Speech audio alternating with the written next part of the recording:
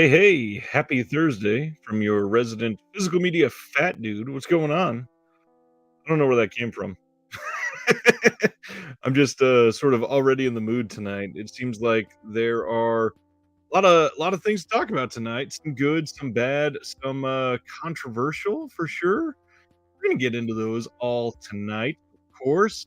Lots to catch up on, lots to check in about, lots to check the temperature of physical media overall. Let me fix this angle right here. Um, it's been an interesting week.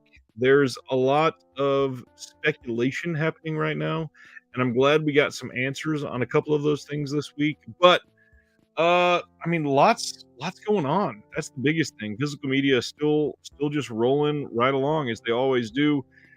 First off, we might have some new people here tonight. Seems like we got a handful of new people commenting on the videos, hanging out. If you're new, please make sure you give the video a like. Subscribe if you haven't. I would be thrilled if you did. There's a lot going on, a lot coming up. I it's there's so much I've scheduled for this channel. It's crazy how much of this is coming up for everybody to participate in and got some cool ideas. So that's the gist of that right now. First off, let's say hello to some friends. What's going on, Eric? How is everything? By Fur the Hobbit, what's up? And Cam is here. What's going on? Griff, my friend, hello. Mr. John DeMarsco himself with lots of free time since the Mets aren't in the playoffs anymore. I'm sorry. Sardis, what's up, buddy? Terry, hey. Bren Peterson, what's going on? Oh, I never saw that icon there. Look at that. You got a little dog there. Nice. Dead Sea Life, what's going on?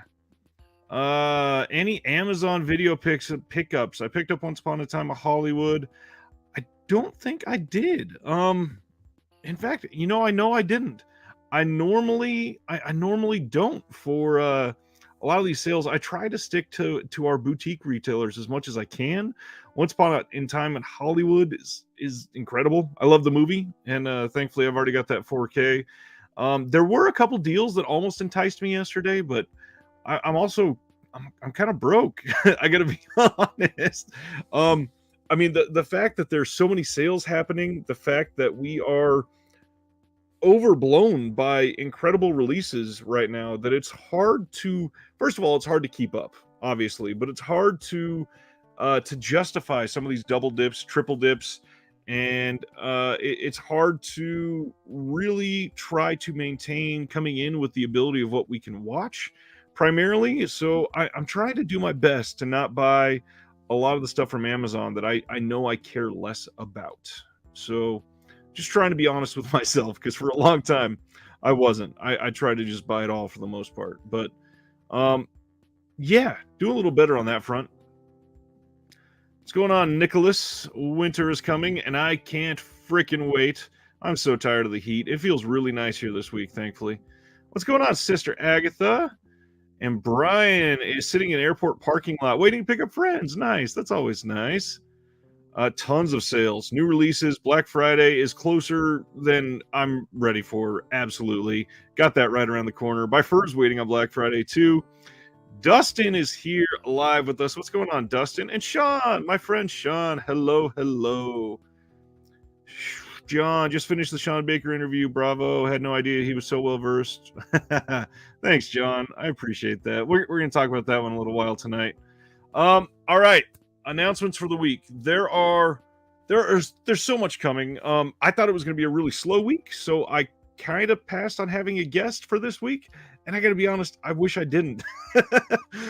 Some of the discourse for tonight would have been interesting with the guest, but that is on you then, because I'm curious if you are going to be able to pipe up on some of these and give a little bit more interaction, especially that last one. We're probably going to spend not a ton of time, because I don't want it to be too negative necessarily, but certainly some time discussing some of the negative news from this week and just make sure everybody knows what's going on. So let's start discussing some of those, huh? Here we go. Let me see. Last final couple comments before we go on. Mortician's Wax ordered a bunch of stuff from the Scream sale, and they shipped one of the discs. I wonder if they're going to send them all at one time. They are probably not going to send them all one at a time, but I know that they're waiting on a lot of stuff to be printed and restocked at their warehouse. Supposedly, this has literally been the absolute most successful Scream Factory sale ever, which is a good thing considering it was a 10-year anniversary sale and a big one for them. So I'm glad that it was that successful. Griff says more selective with buys, just sold 80 movies to Bull Moose. Wow, that's hard to do. That's nice. King Kong Lives coming from Umbrella. Huge release. I'm definitely going to talk about that one in just a little bit. Brian says, hoping Centipede Horror Red Spell Red gets here before Halloween. I mean, they are supposed to be shipping this month. Hopefully everything gets in on time. I know that they showed off the picture of that box. That box looks gorgeous. I don't know if you got the big box there, Brian, but that thing, it looks really, really nice. By Fur says, have Jeremy Long dial in ASAP. That would be nice. You know what? I wonder if he's busy. Let me text Jeremy Long. I'm going to see if I can invite him. I'm going to do this live. Are you busy? Your name is being brought up in chat. And we'll see if you could come up live with us. Brought up in chat. The people want you. Let's see what happens. I would love to see him respond to this. All right, let's see.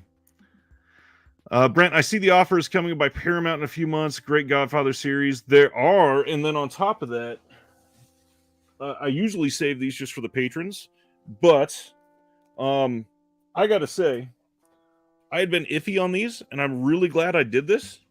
For those of you that haven't picked up the Godfather stuff in 4K, let me pull that down. You know what? Let me pull this down just so you can see this art. In person, these Godfather 4K steelbooks that just got released look incredible. I was talking about steelbooks, I think it was on the Tuesday show this week.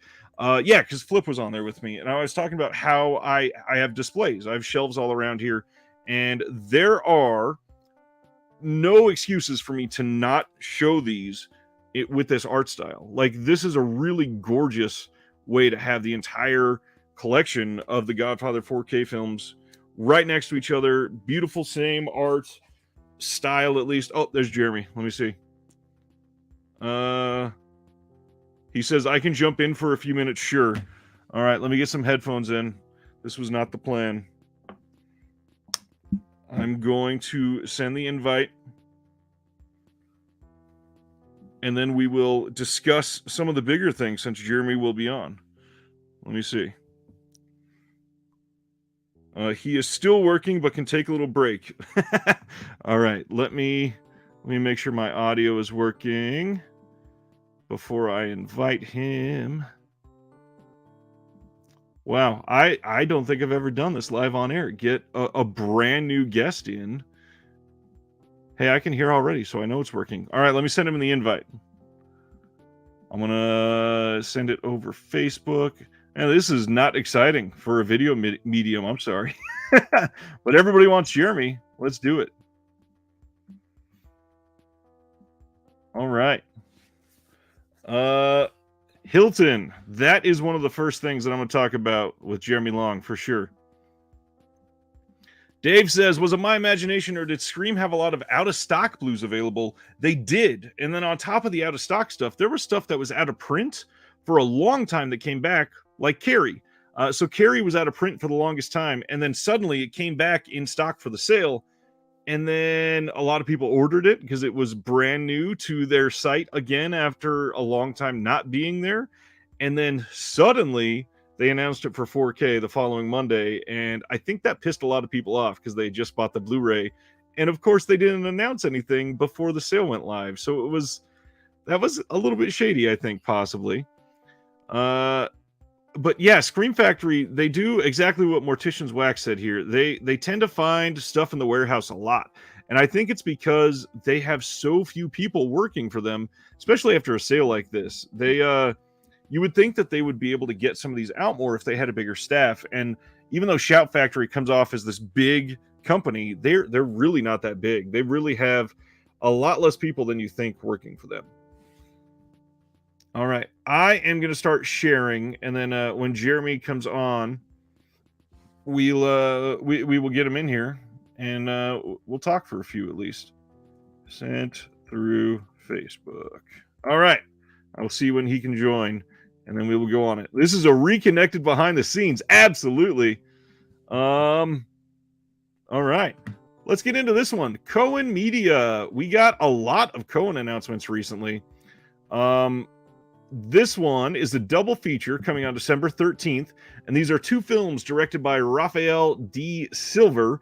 They don't have any special features, really. I think there's a trailer. Yeah, there's a trailer, and that's it.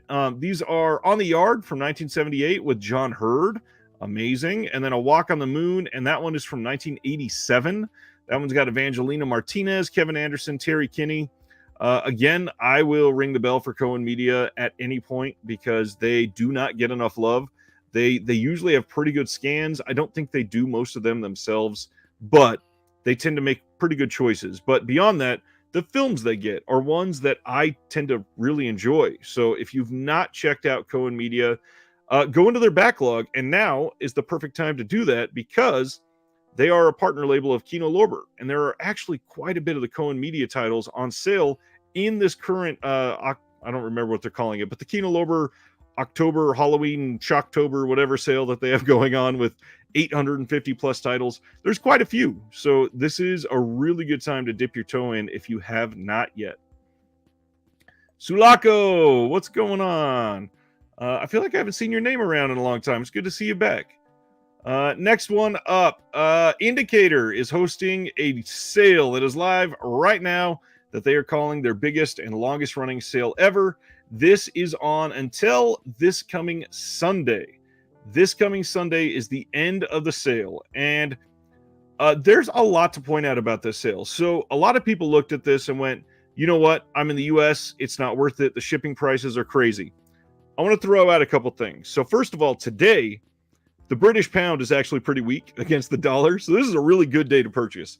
But on top of that, if you are looking at the sale prices, not only are they very, very cheap for most of the titles, if you are in the US and ordering and you put these in your cart and you go to check out, they actually take sorry about that. They take part of the cost out on top of the sale price. So if it's like Gary said here, some good titles in the 3 for 15 pounds. If you go to the 3 for 15 pounds and put in 3 titles in your cart and that's it, and you go look at it, instead of 15 pounds, they take off like a pound or £1.50 for every title on top of that. So it ends up being very, very worth it because even if you are paying, I think it's like $15 for shipping or something like that on top of your actual sale items, it's still very cheap. I mean, you can get Indicator limited edition titles right now for literally like $6 US, literally $6 USD. That is crazy. The amount of stuff that they have available is great. Again, I will throw out there, Indicator maybe the highest quality, like consistent label out there. Before we get into that, let's bring on my friend Jeremy. Jeremy, what's going on? What up, what up, what up? What a pleasant surprise. Specifically asked to come in here tonight, primarily because I wanted to get a partner on here tonight because it was an interesting week, but I didn't think there was going to be that much this week. Now you're here. What's going on? Good. How are you? I'm well. I'm exhausted. You too, huh? You're still working. It's pretty damn late. Yeah. Hi, Eric. Eric said hi. Yeah. It's not even. It's just 6:45 over here, but it is But as you know, Ryan, and perhaps some of your viewers know, especially if they're in your Discord and if they're Patreons, but I was at Beyond Fest for the last 2 weeks, so it was pretty much nothing but work and then rushing to screenings every day, and then on the weekends it was like no work but screenings all day from like multiple screenings, yeah, like 4 or 5 screenings for the last 2 weeks. So I'm and then that just ended on Tuesday with the premiere of Halloween Ends, and so I'm catching up on work and sleep and which I will happily point out, thank you to everybody that's hanging out right now, because Halloween Ends officially out in most theaters. But on top of that, officially out on Peacock as of almost 2 hours ago. So you can stream it at home right now. Which means that if it's as of 2 hours ago, you could have finished it by now. Because it's less than 2 hours. So if you watched it immediately when it dropped. Yep. Which means we can give spoilers. Oh gosh, that's really quick. Yes, Eric, they are taking the VAT out. I'm glad they're doing it. Josephine, acting in a skit on Saturday. It's Fairy Tale People's Court. That sounds awesome. So Sulako, do you pre-order from Imprint directly or use places like Orbit to pick up the titles? This is going to be a rough question/answer for this, because if I like the whole package, it's usually better to pre-order the whole thing from Australia, save a little bit, and get everything all at once in good shape. But if I'm only going for one or two, Orbit's kind of the place to go. Josephine says, nice to meet you. Jeremy. Oh, nice to meet you, Josephine. Brian says, me love you long time. I love you too, Brian. Ruben, I own one Indicator title, Mad Dog Morgan, and it's great. Plan on getting the Masked Luchador box set. Nice. That Santos set. Beautiful. Jeremy's here, so is the stream going for 5 hours? Unfortunately, Jeremy's on a work break. He's not going to be here all night. I was told I was requested, which I am very flattered, so I had to make an appearance. You're being summoned, and one of the funny things is it's all happiness and giddiness right now, but I think one of the things I want to talk about is something that might bring the mood down a little bit, and that shouldn't be a negative thing. That should be okay. Let me get the slide up that we can discuss for a moment. Have you paid attention or seen any of the craziness going on today at all? The special features thing? Is that what we're talking about? Yeah. I mean, I know enough about it. I'm not super... All right, so I'm going to lay the groundwork, and then we're going to give a little back and forth discussion on this sort of thing and cancel culture in general, I guess, even though we've kind of talked about this before. First off, this is a statement from Brandon, Brandon Bentley's his last name, also known as Old Peng Yao, that does a lot of the commentaries on Hong Kong stuff for 88 Films. Today, he posted this, that 2022 has been an interesting year of change that has brought on a lot of anxiety for him. He had lots of great moments, including recording duo commentaries for the first time, working on titles that he's dreamed about for years. And then out of nowhere, he kind of says, I'm tying up loose ends on a project I've been working on for a while. However, I've been losing sleep over something like this, and I'm departing my work with 88 Films. Still tackling endeavors for other companies that will make 2023 one of the biggest for Hong Kong fans in years, including projects that would make my inner teenager lose his shit. Thank you for supporting and all that other stuff. So that's from Brandon. Then we also got today, Mike Leader and Arn Venema they would like to note that our relationship with 88 Films has always been good and respectful. However, with the news of Bay Logan's involvement with the label and knowing the stories from various women, we will not be associated with him and will not be working with the label at this time.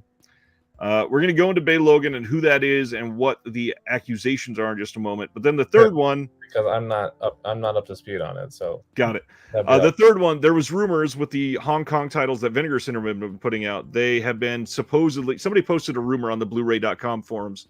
One of the worst forums out there, by the way. It gets super toxic super fast. Customers have been asking us whether Bay Logan was involved with our recent releases. While 2 of our discs contained archival material that was on previous Dragon Dynasty editions, we can confirm that we have not partnered with Mr. Logan on any of our releases, which is pretty damn definitive. So, Bay Logan. Who is Bay Logan? Bay Logan is somebody who has written multiple books on Hong Kong cinema, has worked on interviewing Hong Kong cinema folks, who has worked on multiple Hong Kong sets. One of the things that he has been known for is that he was essentially a direct report for Harvey Weinstein in Hong Kong. He was basically the Hong Kong arm of Weinstein. Okay. And turns out he learned from his mentor, and Bay Logan has something like 7+ accusations of sexual assault / harassment. All mounted upon him, including things like literal touching inappropriately after being told to stop, flashing people, coercing people to come back to his room when there was no reason to, all kinds of other stuff that comes with that. Mhm. Now, a lot of people right now are complaining about cancel culture talk because these people are declining to work with this label. And the label in question is 88 Films. 88 Films has been getting heat for this for the last 3 or 4 weeks. And the main reason is because Bay Logan is now being advertised as currently working on special features for them. And these accusations are not brand new. These are 5 years old, and we know for a fact that a lot of these have been confirmed. As with a lot of these Me Too cases and all of that, he has not been charged for anything, but that also doesn't mean that you can't have consequences in society without being charged for something. So this is literally just consequences for his actions. All that being said, what are your first initial thoughts on that? Well, I didn't know the specifics of the accusations or really anything about him. I had heard from your social medias about the fact that there were allegations, just not the specifics of them, and that he was currently working at 88 Films, and that was causing a big upstir. My initial thoughts are that the punishment of, if he's not getting criminal punishment, like you said, the punishment of, what's the phrase you use? Societal consequences. Yes, the societal consequences are needed and important, in my opinion, for something as strong as that. But I wonder two things. The first two questions that come to mind are, first of all, why is 88 Films still knowingly working with him is a huge concern. And I know they haven't made a statement as of now, I believe, from what I've read. And then two, how exactly are these labels, as much as I appreciate their support in the cause, in the sense of pulling away from 88 Films, I don't know how much that's impacting him directly.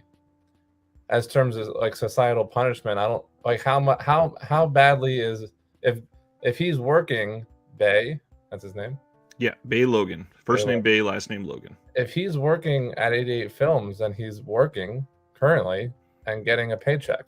Right. And these companies, they're 88 Films is who's hurting on multiple levels, because they're getting slack from all kinds of people from Bay Logan working for them, which they publicly announced or whatever.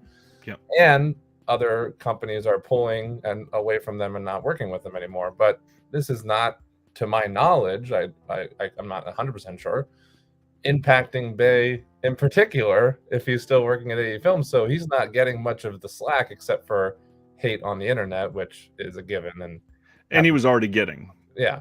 So again, I mean, I appreciate the solidarity of these companies making these statements and pulling away from 88 Films for that reason, and I agree with that. It's just a shame because I don't really know how much of an effect it's actually having on the root problem. So a few things. This is the actual article that came out in 2017. Yes, this is 5 years old, and it's only really coming to light more now because he wasn't actively working with a lot of these labels or anything at the time. He was mostly hidden behind the scenes, primarily because of association with Weinstein. So let's go through a couple of these details real quick. So 7 women have accused producer Bay Logan of sexually inappropriate behavior in an expose in Hong Kong. The alleged behavior included forced kissing, revealing himself, and touching an actress's nipple on set.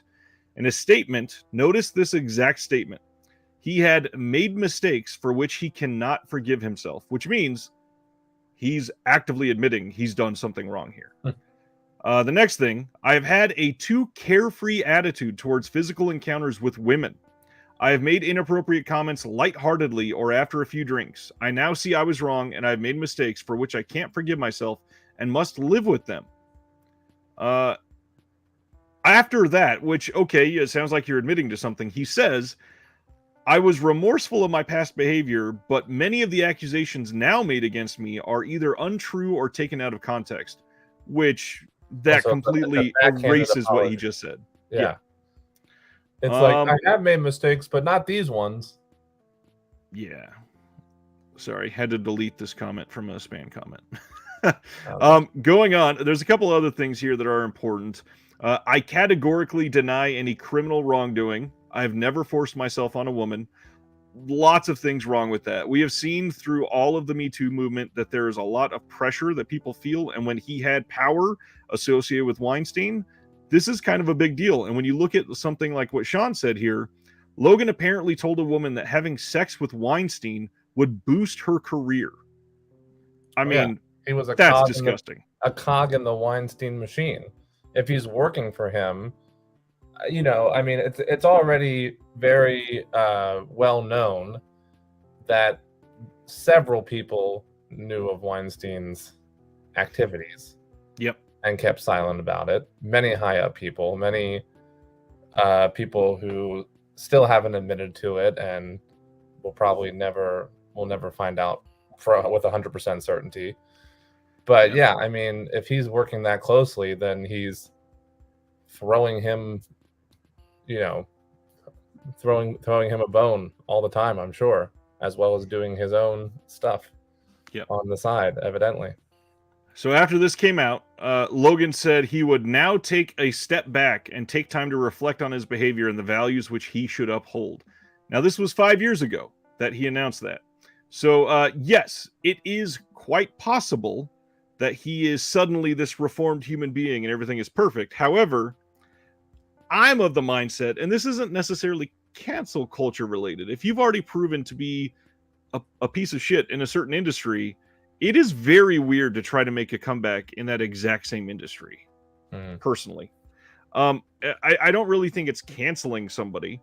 I think it's consequences for somebody's actions. And with something like this, there's a lot that could go on it that we could talk about. I mean, even Sean, again, 3 weeks ago, Logan messaged the woman that wrote a scathing article on him just to call her a bitch. I don't see how you keep defending somebody like that. Yeah, I don't know. Yeah. I mean,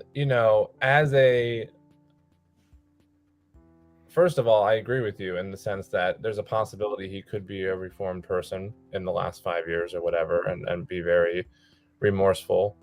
It seems unlikely, but it's possible. But that doesn't mean that he should and can continue to get work in the industry that he was working in. Right. Where he did these crimes and where these accusations were made. So you can be a reformed human and be working in an office cubicle somewhere and be remorseful for what you've done and live out your days and keep to yourself. Now for me personally, there's a fine line with this whole cancel culture epidemic and movement as a stand-up comedian, which you're well aware of. Yep. Because while, of course, I'm firmly behind many of the cases, including this one, mainly because, not just because I'm behind the movement, but I'm also in a judicial way, I try to look at things on a case-by-case basis, and when there's several accusations that are all similar against the same person, then you can be pretty rest assured. Sometimes there's cases where there's just one accusation and it's either proven to be false in the past already within the last couple of years. Yep. And then that becomes a situation where it's somebody trying to get 15 seconds of fame or money or what have you, which is very disappointing to me because it's certain terrible people bringing down a whole movement and discrediting other people's legitimate claims in this movement, and that really bums me out. So because of that, and because of the fact that what started off as a really good movement overall has kind of become this cancel culture movement has kind of become I don't like one thing this person said, so let's make sure he never works in this town again, Right. is very different from somebody raping or inappropriate touching or anything like that several women over the course of many years. So there's a line for me that I have to look at things on a case-by-case basis, and it gets, I mean, anytime I hear anything like this, it's very upsetting, but this one in particular, I guess nothing has been officially proven, right? Has there been any court cases around this or anything? No, the hard part is because of where everything happened, the laws are much less female friendly there, and they're much more like everything has to be fully evidenced and everything with things, you know, backed up, able to prove every single thing, which gets really difficult for something like this. I agree. Yeah, it's yeah. I mean, even if nothing's been 100% proven in this particular case, as it has with like Weinstein or Cosby or Spacey or whatever, it's again when it's a situation where it's multiple people coming forward about the same person with similar allegations, it's like it's hard for you to disclaim. Like you can say that you didn't do that as much as you want, but like.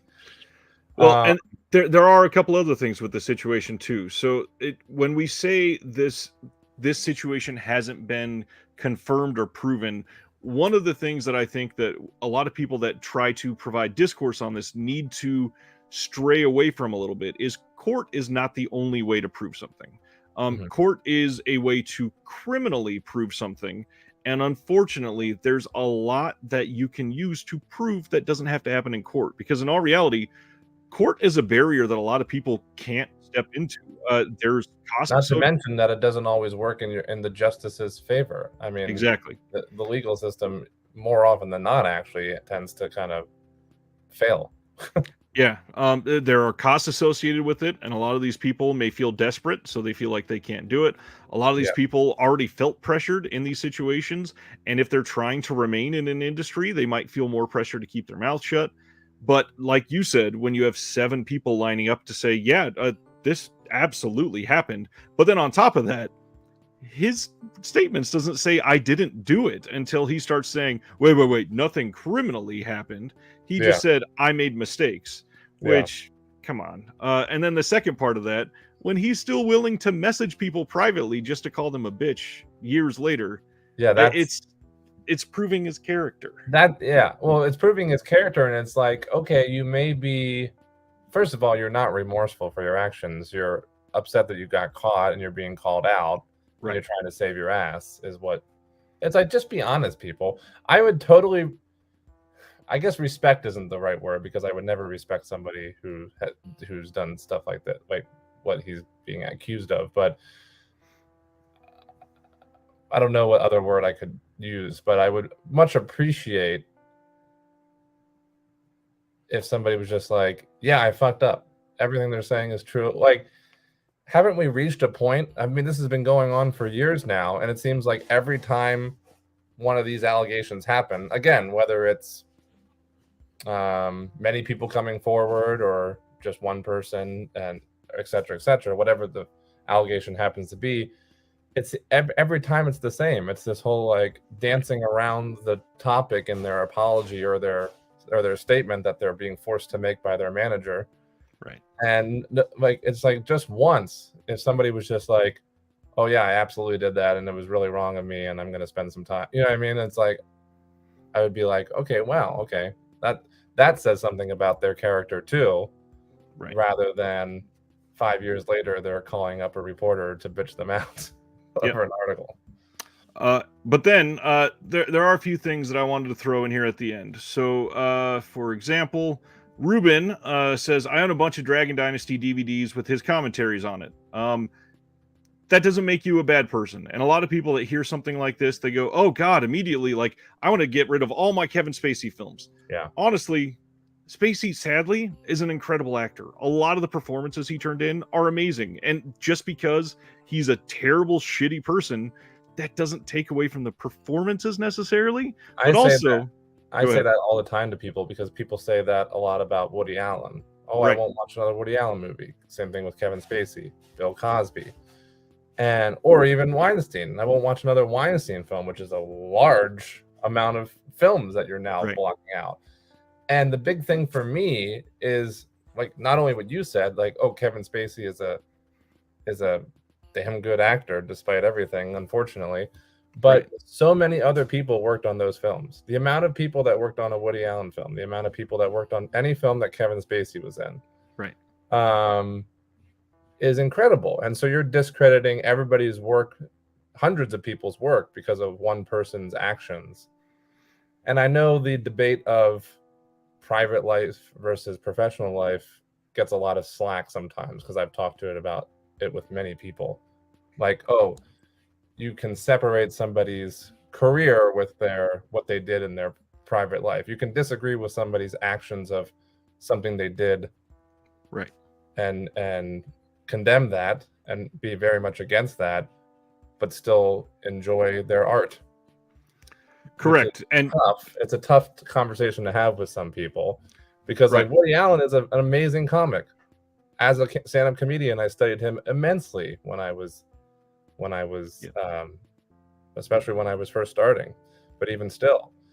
And it's a little harder to justify his comedy, because to justify still enjoying his comedy, because that's a solo act. So that is just him and no one else is involved. So I don't want to dwell on all this for too much longer. I did want to say a couple more things real quick. So for me, one of the big differences is like Kevin Spacey, I can watch The Usual Suspects and go, wow, great performance. But the big thing for me, I'm not going out in 2022 knowing what I know now and spending money on a Kevin Spacey film that just came out in the theaters. Primarily because his stuff is not coming out in theaters because people know that it's going to do terrible. But also, even if it was, me knowing that, I would make the choice now with new information to make a justified, knowledge driven decision, which that is a big difference, other than like I have DVDs with his commentaries already. That's why that is fine in my opinion. The second thing that's even more drastic, because that means that person's not even in the movie. It's just a commentary on the DVD bonus features. It's like you can still have that DVD and enjoy that movie just because. So the other thing that I wanted to throw out before we get back to the announcements, because I think this is the last main thing, is I don't even think something like this is related to cancel culture at all. My big thing is, if we don't talk about the film industry, if we make this about Bay Logan working at Walmart and he literally pinched some other coworker's nipple and showed them his penis, he's not going to keep working at Walmart. And beyond that, he's not going to be allowed to work for any Walmart, because they have a background check system and they will see why he was fired. 88 Films knows why he was fired while working in the same industry. That to me isn't cancel culture, it's consequences for your actions. If I can't do that at Walmart, why would I expect to do that in the film industry? Yeah, I agree 100%. And something else that I find interesting, actually, now that you bring it up, is this not being related to cancel culture specifically, is that I think over the last couple of years, ever since like the Me Too movement started booming, it's all become very blurry. And I think a lot of people automatically associate cancel culture with Me Too and vice versa.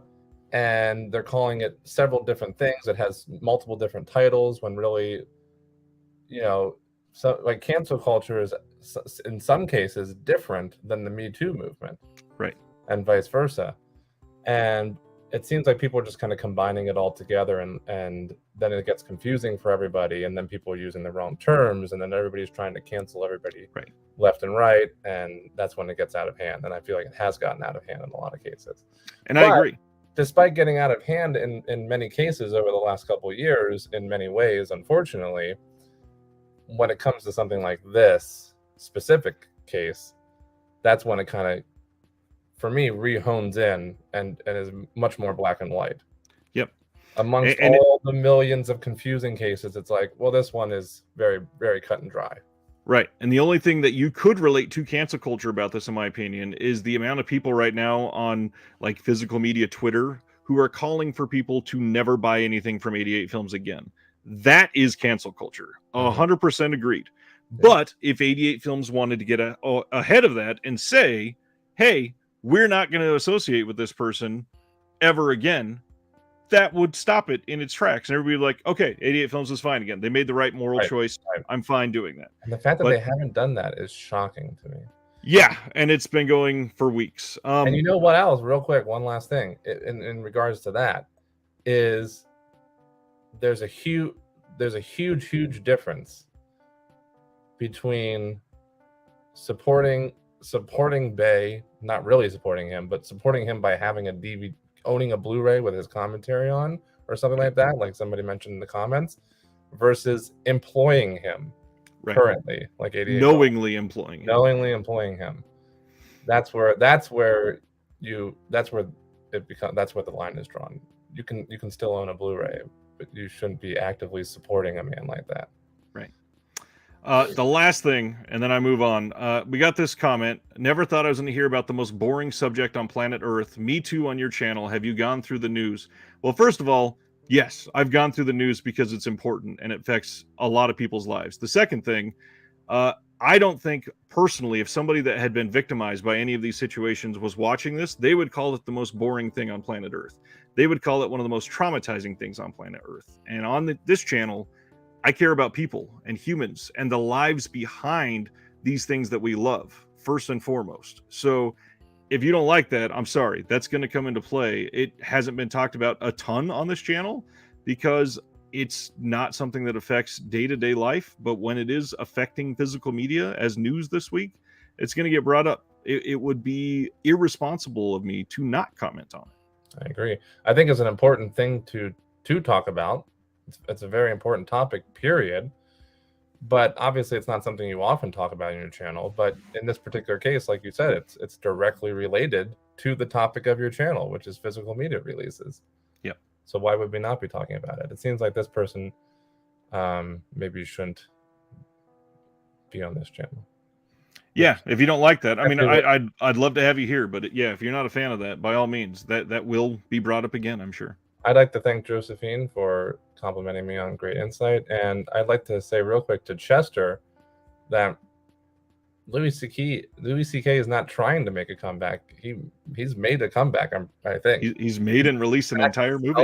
Yeah, he's released a special. He's selling out stadiums again. He's making a new movie.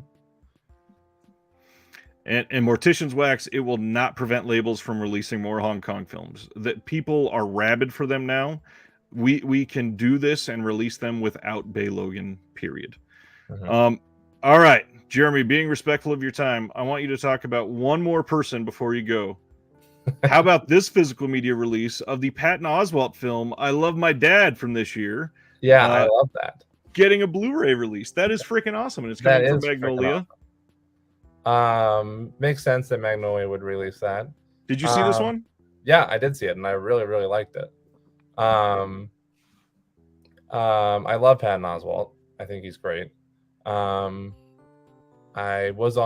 did do a show with him once at the Improv a while back, like in 2017, I think it might have been. I love Patton Oswalt. Me too. I like that he got, first of all, I like this movie because I think it's a good movie and I think it has a really good message to it. Secondly, I like that Patton Oswalt got a starring role in it because that doesn't happen often with him. Yeah. So I like it a lot for that reason too. But I really enjoyed it, and it's not quite on my top. I think you already know, Ryan. I do a top 22, whatever the year it is. So it's 2022. So it's the top 2022. It's not quite in my top 22 for the year, especially after everything I saw at Beyond Fest. But it's in my 22 runner-ups. My top 22 runner-ups. Flip says, I knew you were getting big names on your channel, but congrats on getting Dave Grohl. You want to hear something really funny, actually? Also, it's always good to read Flip and not have to hear Flip. So that's great. Burn. I was with my friend Zach at the Halloween Ends premiere, the final night of Beyond Fest. Zach's a great Zach, we should actually get Zach on your channel. Like, he wrote Better Watch Out, great horror film writer and a fellow stand-up comedian. But we went to that premiere and we took a photo in front of the Beyond Fest backdrop, and he posted it but cropped me out, so but you could see my arm, right? And I commented, "Whose arm is that?" And or whose sexy arm is that? Something like that. He wrote Dave Grohl, just completely seriously. Then that was on Facebook. Then on Instagram, he actually posted the full photo of me and him, along with a couple other shots from that night at the premiere. And somebody legitimately commented on his photo, "Wow, when I saw your Facebook comment, I didn't think you were serious. Really cool that you met Dave Grohl." What? First of all, why would he crop Dave Grohl out of the photo for Facebook? That's the number one question. Let me crop out Dave Grohl. I just want to post me. He's sitting there with his finger getting precise. Let's just get this scrub out of here. Like, all right, there's gone. Cool. Yeah, anyways, I really like Studio 666. Let's crop him out of there real quick. I thought he would find that the funny. Final fuck you to Taylor or something. I don't know. He called me crying, Zach did. He's like, "Oh my God, this guy thinks it's actually Dave Grohl." Oh, that's amazing. Anyways, I'm happy to get you back to work. Thanks for making your appearance known, I don't want to Jeremy. go back to work. I'd much rather. You can stay as late as you want, or finish up and then come back by all means. Okay, maybe I will. I can minimize you. Then when you're done, you can pop back up if you want. How much longer are you going to be on?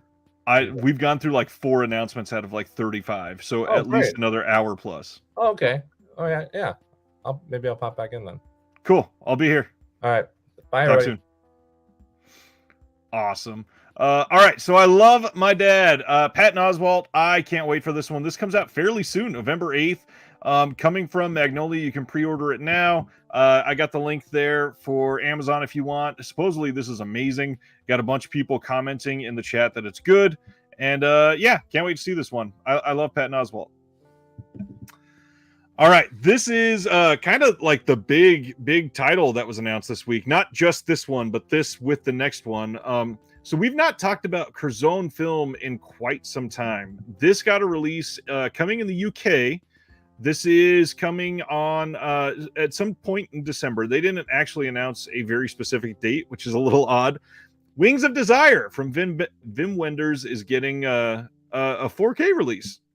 And it's supposedly going to look incredible. You can pre-order this now on Zavi. You can get it on Amazon UK. This has a brand new digital restoration. However, for those of you that like your box sets, check out this behemoth. Just an astonishing release. So this is going to be a complete 22 disc collection encompassing the 50-year career of the director. Alongside his masterpieces, Paris, Texas, and Wings of Desire, the collection features his electrifying debut, The Goalkeepers, Fear of the Penalty, his classic road movie trilogy with Alice in the Cities, Wrong Move, and Kings of the Road, the director's cut of Until the End of the World, and the acclaimed documentaries Buena Vista Social Club, Pina, and the Salt of the Earth. The collection also features a wealth of new extras, an illustrated booklet, film posters, and 4 Polaroid images shot by the filmmaker.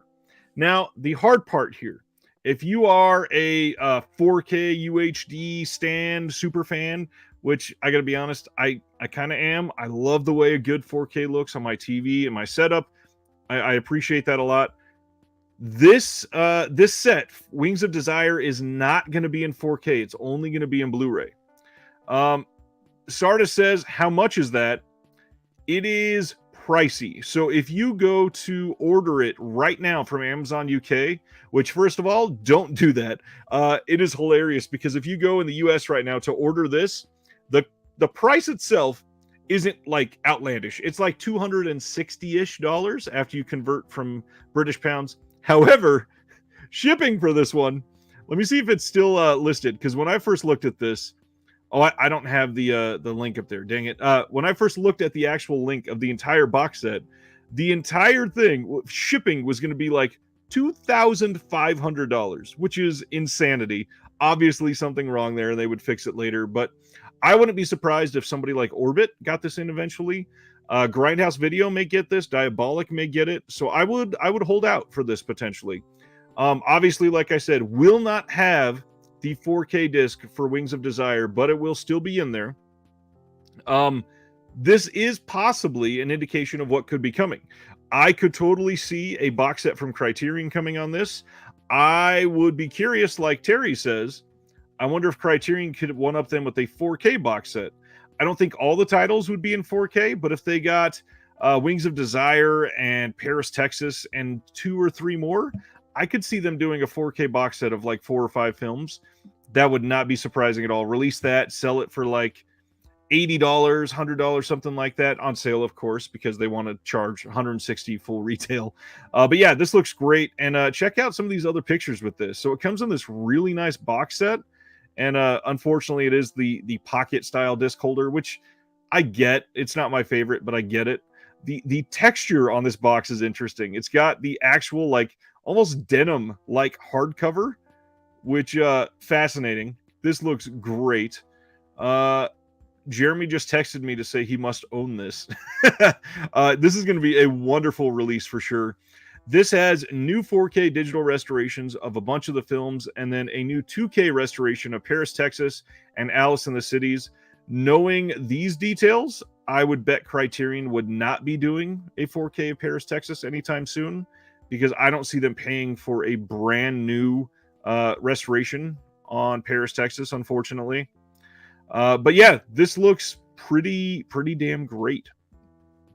Over 50 special features in this, including exclusive interviews, deleted scenes, commentaries, behind-the-scenes footage, music videos, original and restored theatrical trailers, a 22-page booklet, which I think it's hilarious that they advertise this. 22 pages on a set like this is very small. 5 collectible Polaroids by the director himself, and 3 A3 theatrical posters.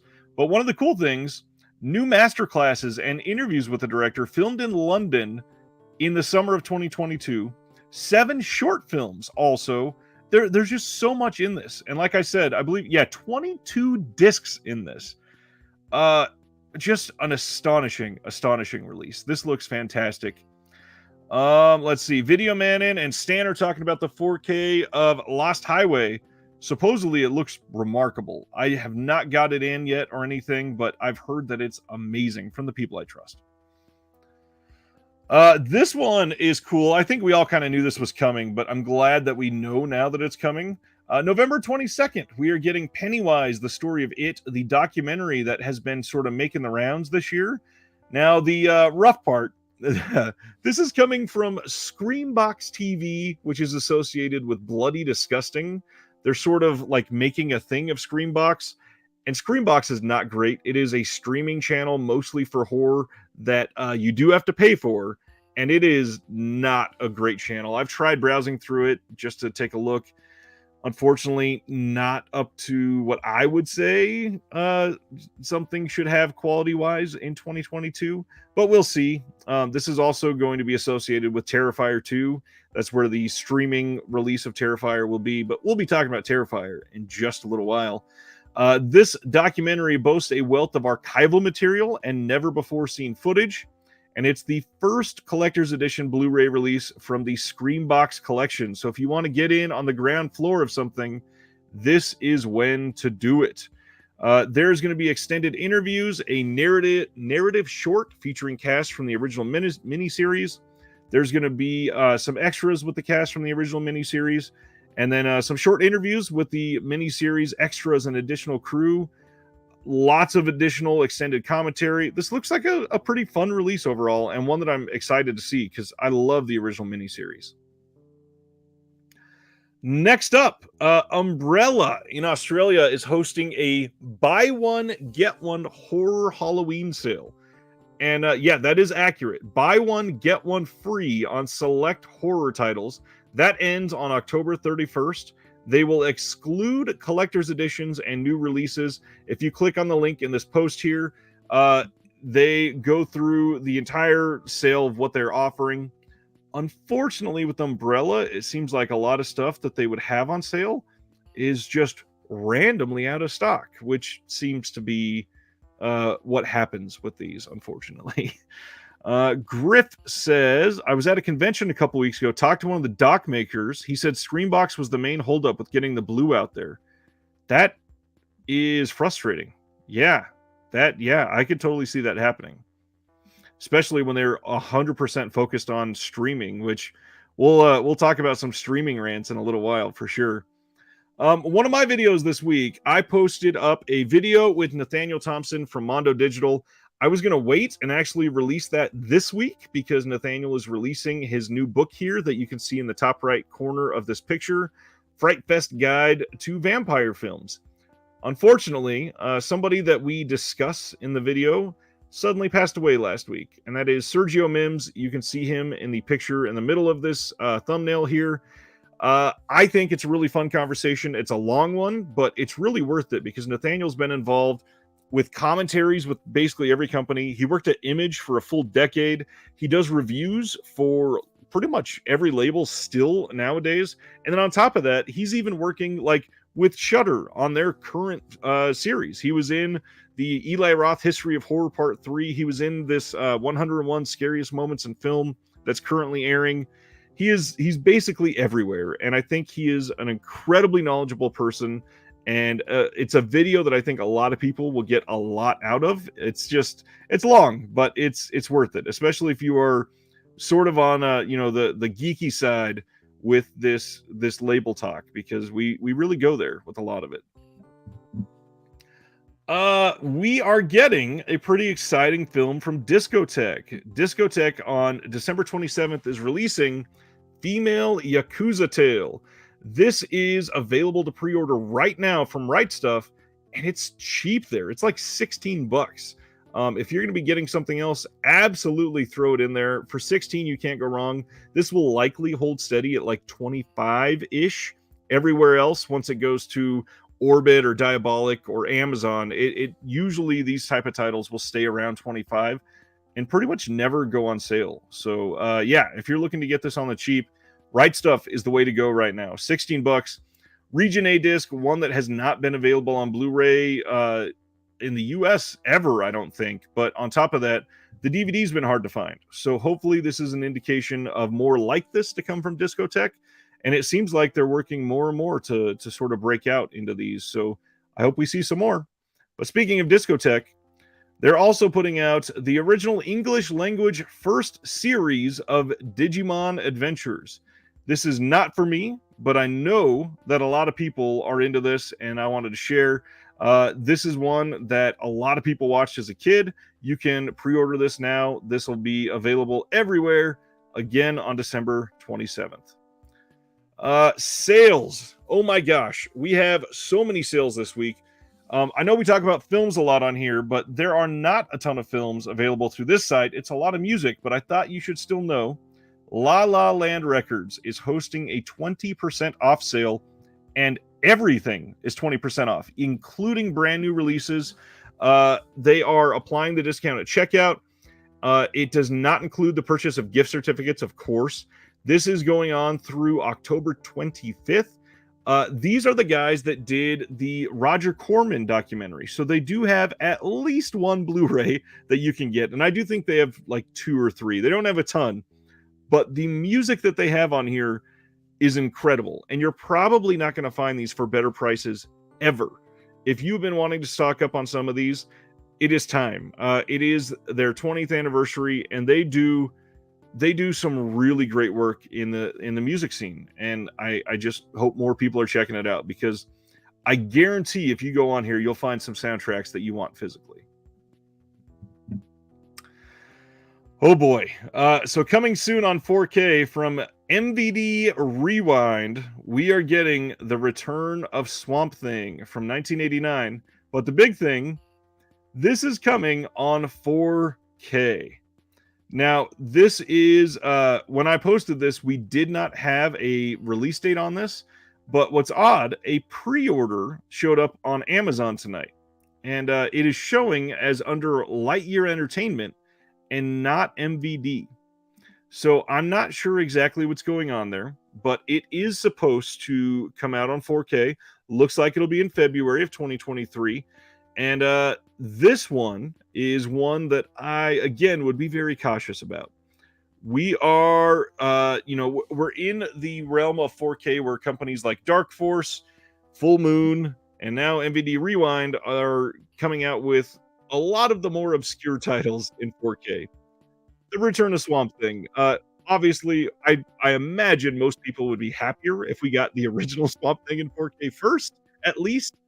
But this one is, we'll see. Supposedly, Wynorski has done a lot of the work on this himself. He's overseen it and had a big hand in it, and I'm curious to see how it comes out for sure. Yeah. If this is going to be MVD Rewind, I'm super curious to see how they're going to handle 4K. Period. The Trancers 4K from Full Moon is getting very, very different reviews here. I think this one is one of those titles where it really relies on what equipment you're using. It's not really about Return to Swamp Thing. So I just want to throw this out there. If you have a decent panel and you are able to tune your player appropriately, you might love the Trancers 4K from Full Moon. However, if you are somebody that is just, let's throw the disc in there and press play, it sounds like the Trancers disc from Full Moon is probably not going to be super appealing. It also depends on what style you like in these films. Because, like, for me, I just watched the first Indiana Jones films with my family tonight. And I got to be honest, I expected more out of the 4K on that. Not that I want perfection or demand it or anything, but it's one of those that, I don't know. I felt like it could have been better. So we'll see. Next up, Split Image from 1982 is coming soon from Kino Lorber. This one has Michael O'Keefe and Kieran Allen and James Woods, starring alongside a young nobody named Peter Fonda. This is directed by Ted Kotcheff, and again, this is one we don't know the date, but this is coming most likely somewhere around March or April, I would guess, with how they've been announcing stuff lately. This is one I've not been able to catch up on, but it sounds good, and it's getting a brand new 2K scan, probably from the studio, not something that Kino is doing themselves. So yeah, I'm probably going to be checking this one out as soon as it gets an actual release. Next one, let me click out of there like I'm always doing. One of the premium releases, which is going to lead me to another discussion after this. This is the premium release of Poltergeist coming from Cine Museum out of Italy. This is an incredible, incredible looking release. We've got box set art from Chris Kohler on it, box set back art from Devin Whitehead from a lot of the Scream Factory releases. Koki Greenway from Fright Rags is on the box set inside artwork, and then Eddie Hawley did the lenticular back artwork on this. This is usually done primarily for extras in terms of physical packaging. Usually they don't get any sort of different disc from the studio. It's just the exact same disc popped into a really nice package. And if you like that sort of physical release, which I tend to really like premium releases for some of my favorites, these are for you. But the important thing, look at these pictures, because these get fantastic. So this is again a premium release. Let me zoom in a little bit for everybody here. This is going to have this big box set with stuff on the inside for you, and then it's got the steelbook in there, the same steelbook as we saw from Best Buy in the US. Beautiful looking back art on this. This is the lenticular, and I guarantee this cover with the lenticular is going to look incredible. Then look at everything that comes in here. We got an exclusive poster, a 44-page booklet, a special gift, which it appears to be just some art on a stand. There are 8 postcards, and then this is the cover art by Bembian Art is the other name on this, and it looks really great. This is the full slip release of it. Again, just really great packaging if you are into this sort of release. If you buy that special one at the end I just showed, you get this other exclusive poster, the same booklet, same special gift, Same postcards, just a different release because it is the full slip. These are fantastic. However, they are expensive and hard to get and delayed a lot of the time. These are coming from Italy, and it is sadly not super reliable.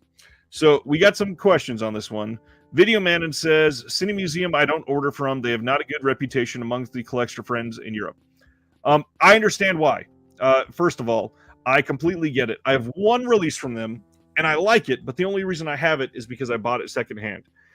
It is not something that I go to buy anywhere near as consistently as other releases.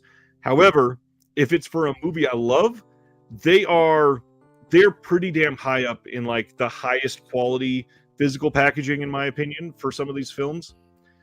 Stan says extras on the Poltergeist release, usually they're bare bones.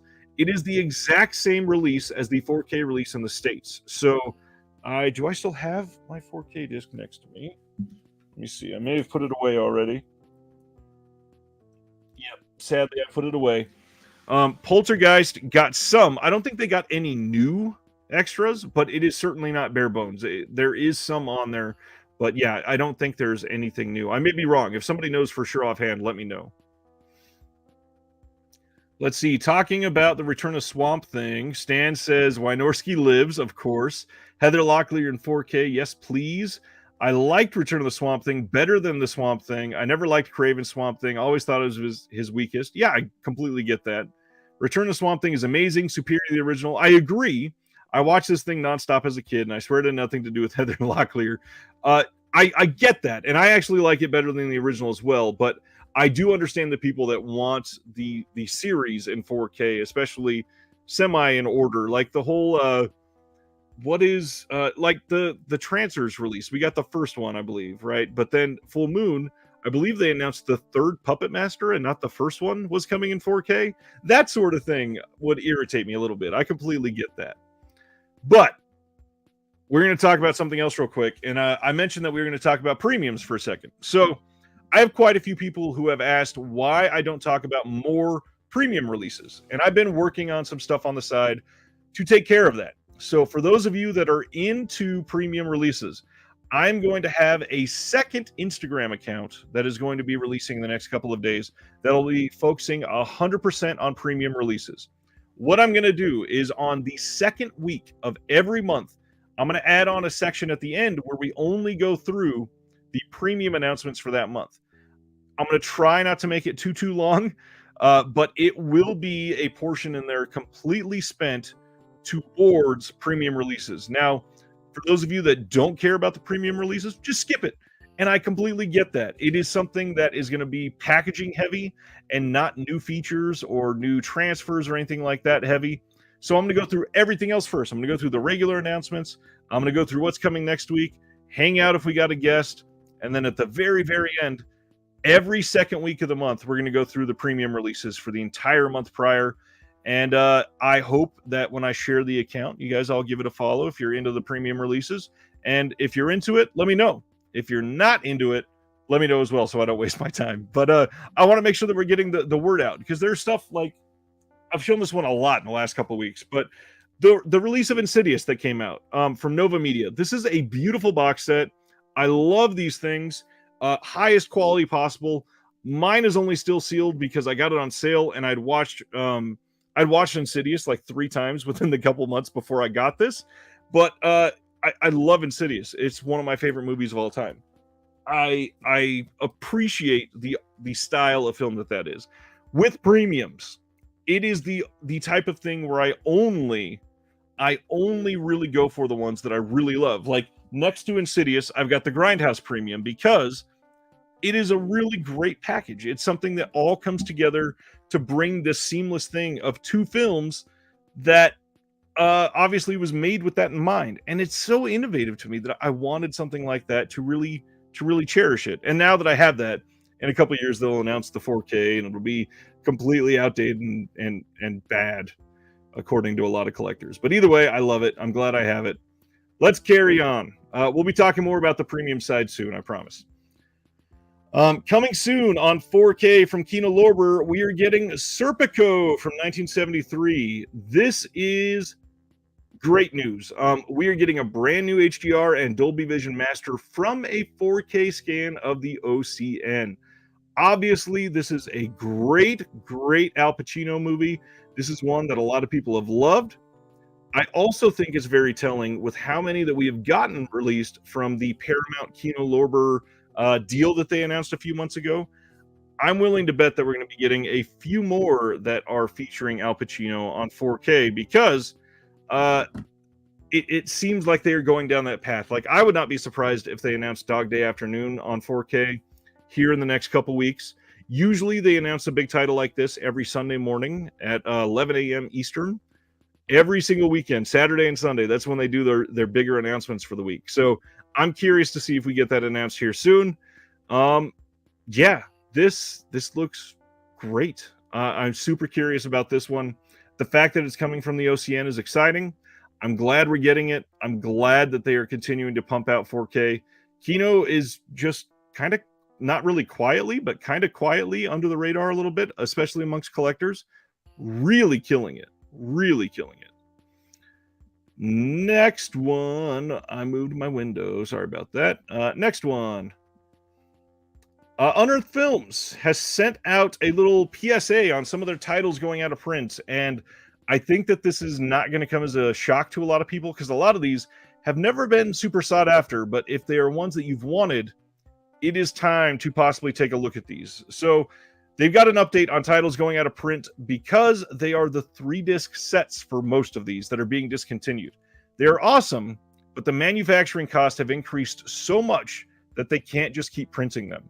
It is no longer financially feasible unless they opt for a limited edition box set of several movies in the future. They start talking about other companies here. They say, I know some companies do limited editions for $50, but we will not raise prices on films that already have a price point of $40. So, once the 3-disc sets are gone, we will not produce any more. The current remaining copies are listed below.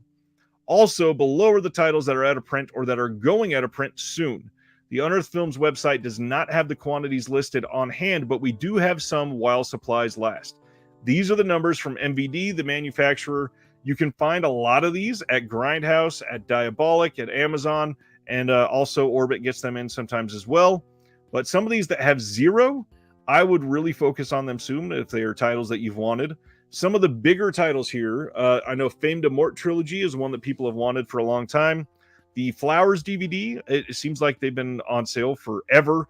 They're finally going to be gone for sure. The Atroz DVD, which is, I believe that is translated to Atrocious, and the Atroz Blu-ray. Both of those are going to be going out of print.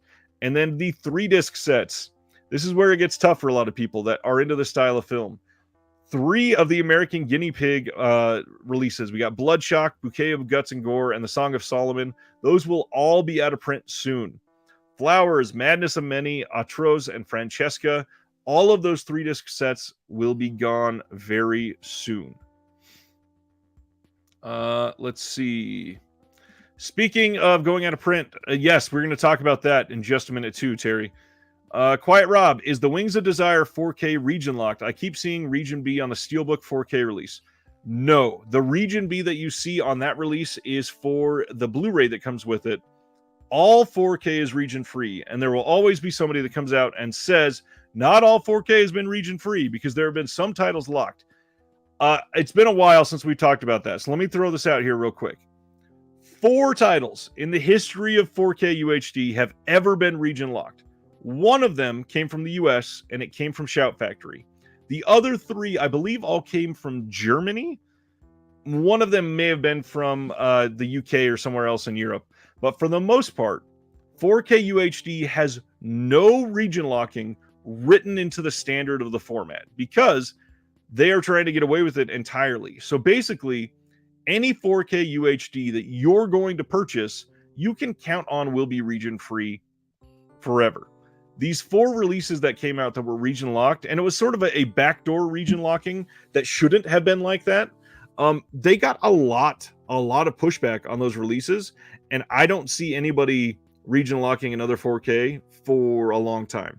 It has been a long time since the last one was region locked, so you should be pretty good moving forward for sure. All right. Speaking of 4K and other countries, November 22nd, we are getting a 4K steelbook in the UK from Studio Canal of 1976's King Kong. Now, first off, not a great movie. I don't love this movie. I know a lot of people do. I don't love it. Giggity ice.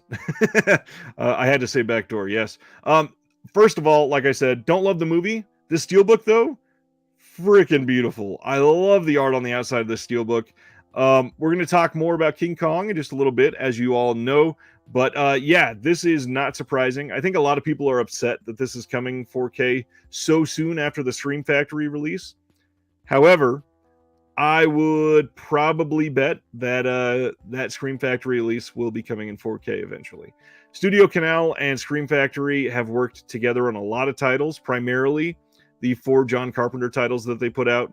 And what's crazy, Studio Canal does the restoration on these.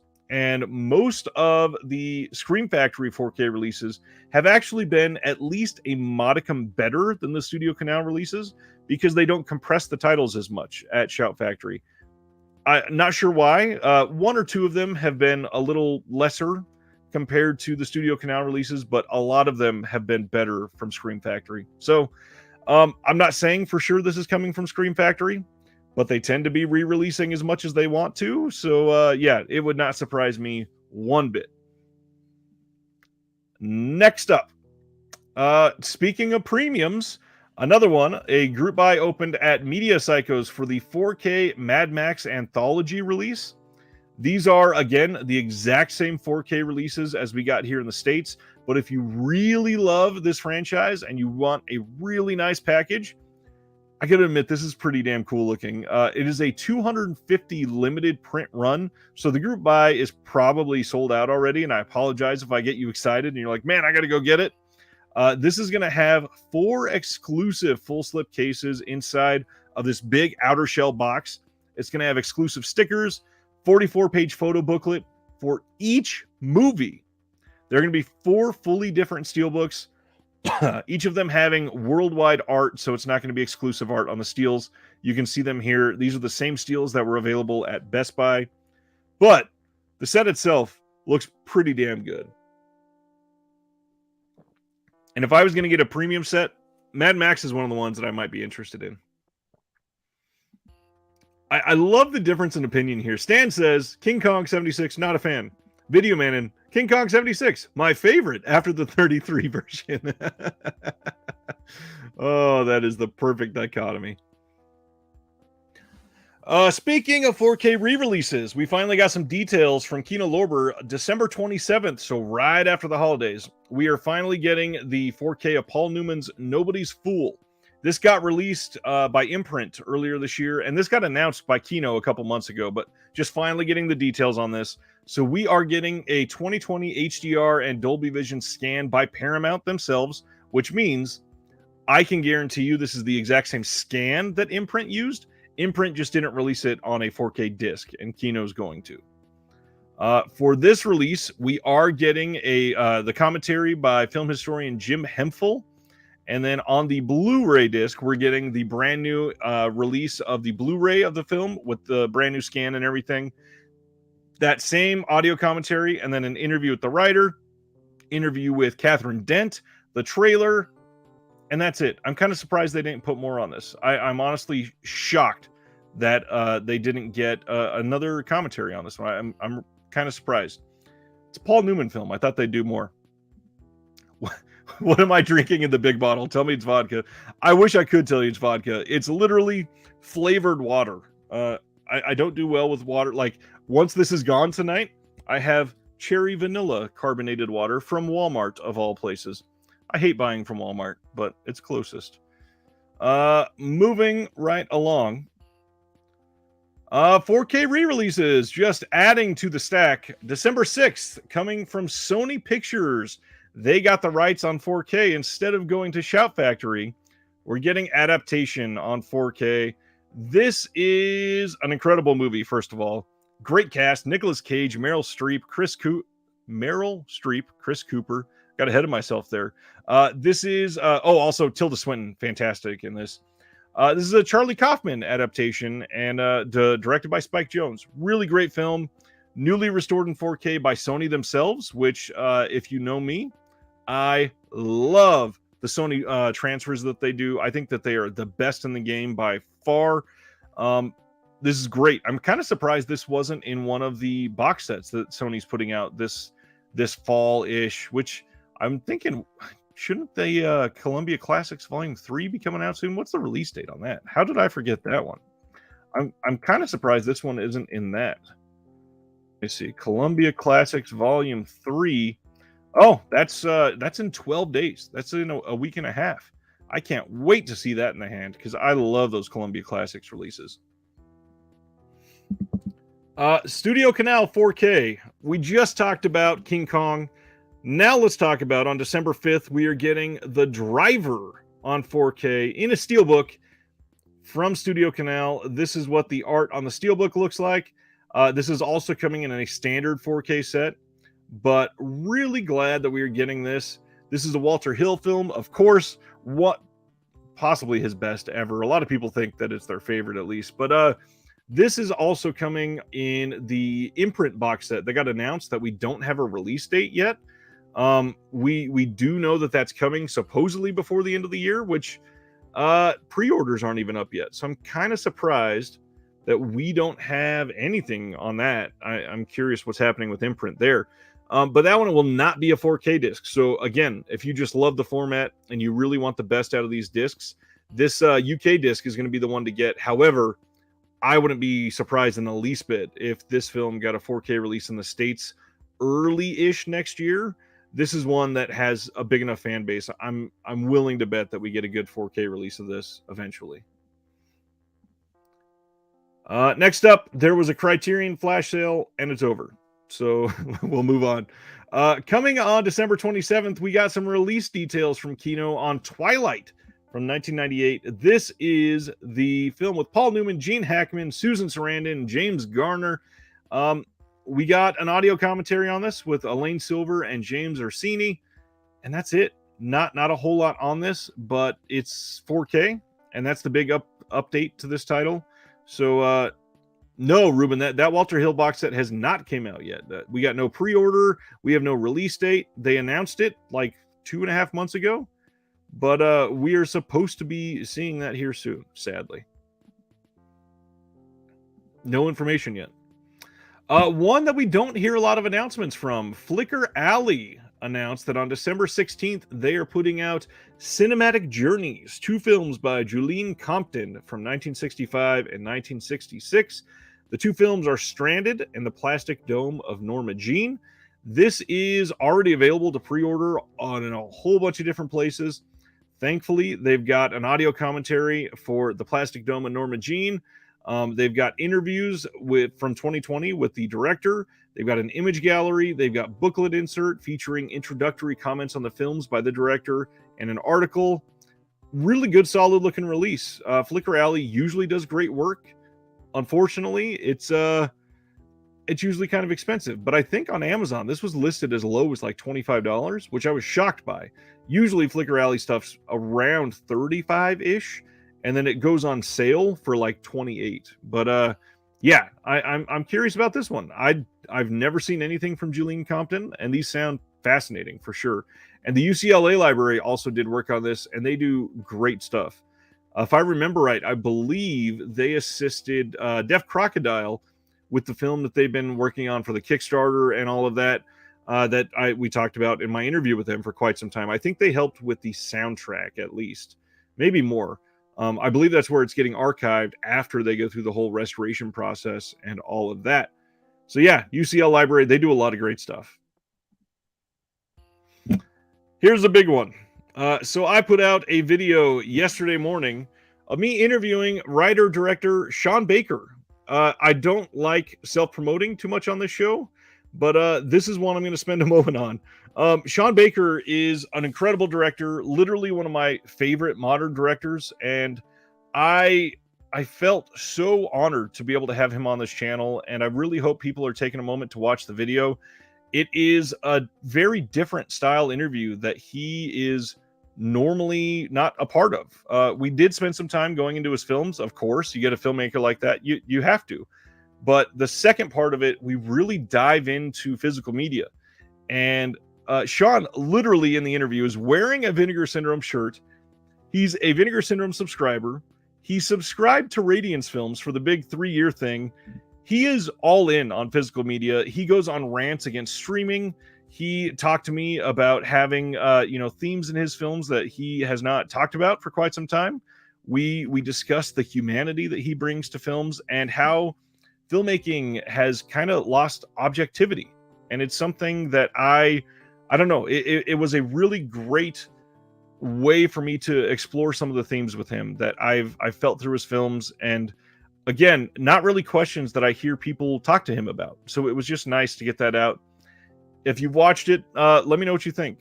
I'm looking to get some stuff like this added to the channel, and I'm doing my best to make it a little more personal for a lot of these people. A lot of the interviews, they don't ever go there, and to hear Sean literally rant on streaming and why it's so shitty, it really brought like his collector out, and it was so nice to see. Anyways, that's enough. I'm not trying to praise myself or anything like that. I thought it was a really fun conversation, and it only happened because it's something that I wanted to see. So hopefully you liked it, and we'll talk more as this continues on. The Hallelujah Trail. We got some details on this from Kino. December 13th, we are getting this one. This is from 1965. 2K scan of the 35mm reduction interpositive. So it's not the OCN. It's not going to be the highest quality possible, but it is still going to be pretty dang good, especially for a title like this. I'm sure it got archived pretty well. On this one, we get a new commentary with Michael Schlesinger and C. Courtney Joyner. Pretty damn cool that they're on this. This is a Burt Lancaster film, and Lee Remick is in this, and directed by a little guy named John Sturgis. A lot of his stuff is hit or miss for a lot, but his big ones are pretty damn good. So I'm looking to check this one out. Again, I've not dove into Westerns the way that I need to, for sure. This one is also over. But Orbit launched their own 24-hour Criterion flash sale. So I'd pay attention to this. I'm stoked that they are doing that for people and trying to keep prices low and compete with Criterion. That's cool for them. Late last night, we got two pretty damn exciting announcements from Umbrella in Australia. We are getting Twisted Nerve from 1968, and this is the first Blu-ray release, the first legal Blu-ray release of this film ever in the entire world. That's amazing. Umbrella is presenting the long-awaited world premiere Blu-ray release of this iconic psychological chiller, described by its star Hayley Mills as Pollyanna stalked by a pervert. This is where Quentin Tarantino stole the riff for Kill Bill from, primarily, and made it more famous. But this release looks pretty amazing. First of all, this gets, if you order it from the Umbrella store, you get a daybill poster and a replica press book, which looks really nice, actually. And then for the special features on this, we get a new audio commentary by English Gothic author Jonathan Rigby, and then the Encyclopedia Fantastic Film and Television editor Kevin Lyons. Then there's an interview featurette with author and film historian Alan Jones, and of course, the worldwide HD premiere of Twisted Nerve on Blu-ray. Really damn exciting. I love that they're breaking out to something like this. Umbrella sort of like quietly killing it from Australia. I'm so excited to see what they keep doing. I've not checked on comments in a minute. Let me check out here. Stan says, I have no idea who Julene Compton is. This podcast is so educational. Honestly, I'd never heard of her either. I got to be honest. Stan also liked the Sean Baker convo. Thank you. Nerd says, I need to hear his rants. He is like hardcore ranting. You can see everything coming out of him in those moments. Sean seems like a nice guy. I saw your interview. When you see his films, you would not think he is a Vinegar Syndrome fan, but that's probably why he's nice. Well, and he talks about his next film a little bit, which sounds like it might be leaning more into not full on schlock like Vinegar Syndrome, but a little more genre focused, which is really cool. Terry says, "Keep up the great work. Enjoyed Florida Project and Tangerine. Nice." Takeout is a big one, absolute big one. Sardis just ordered Cinematic Journeys. Thanks for the heads up. Very nice. Upgrading the Twisted Nerve DVD. Perfect. What's going on, Blake? Hey. I would think Thriller was more the riff to Kill Bill. Well, actually, even Tarantino has said it came from Twisted Nerve, surprisingly. But that's not the that's not the only Blu-ray that they are debuting. And by the way, these are coming out in January 18th. We've got Twisted Nerve. This is a Blu-ray debut. But the other one, which has raised a lot of eyebrows, we are getting the Blu-ray worldwide debut of King Kong Lives from 1986. This is the sequel to the 1976 King Kong that we just talked about. And this stars Linda Hamilton, Brian Kerwin, and John Ashton. Exclusive to the Umbrella Store, we are getting a reversible poster, 6 postcards, and then on their Beyond Genres release of this, we are getting a new audio commentary by King Kong, The History of a Movie Icon author Ray Morton, new interview with miniature supervisor David M. Jones, which that sounds incredible. And then there's a featurette called John Gehrman Lives, and a video essay on the director by Stephen Vagg. Look at this cover, first of all, on this slipcover. I love this art. Yes, Quiet Rob, I'm going to bring that up in just a minute. Thank you for that. I appreciate the reminder. Loving the art on the slipcover, and then here is the art on the interior, which also surprisingly good. It's not a great movie, not at all, but it's getting a pretty damn nice release. Rob says, hard pass. I'm sure this is going to be a hard pass for a lot of people. Okay, 2 campaigns that I wanted to raise a little bit of awareness from. Bad Taste Video and Dead Vision Productions are putting out a film called Flapjacks, and they are shooting this early in spring 2023. The synopsis here: manager Arrow Bentley is Hamutter's last shot at survival. To avert financial ruin, the company promotes him to revamp an old menu item called Flapjacks. The original batch, although wildly popular, was quickly banned due to reports of radical side effects. Arrow, desperate to appease his leaders, accepts the challenge. To boost sales, he convinces his estranged mother, Eleanor, aka ex-pop star named Popo, to become the face of Flapjacks. As the fateful day approaches, Arrow becomes entangled in the growing mystery of the company's true intentions and his twisted relationship with his increasingly delusional mother. Arrow must decide whether to finish whatever evil he may have started or jump ship and salvage whatever love might be left. This is a lower budget film that is looking to be made by these 2 production companies. This is a $50,000 campaign they're hoping to raise with only 30 days left. I do my best to try to raise some awareness on lower budget films like this, but this is one that not enough people are going to be talking about. I think that it's important for people to know indie films, because indie films are going to lead to future filmmakers, and there are people involved with this that I could absolutely see being people that are making not necessarily giant Hollywood films, but bigger films in the next 5 or 6 years. Like, the next level after this is potentially like a Shudder level film, a Shudder original. So yeah, Flapjacks, if you're interested, got the Indiegogo link on there, and yeah, sounds good. Lots of rewards you can get.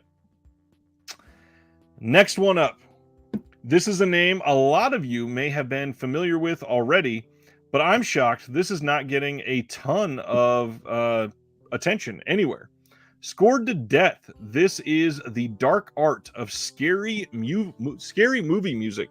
This is a documentary based on the Scored to Death book series by J. Blake Fichera.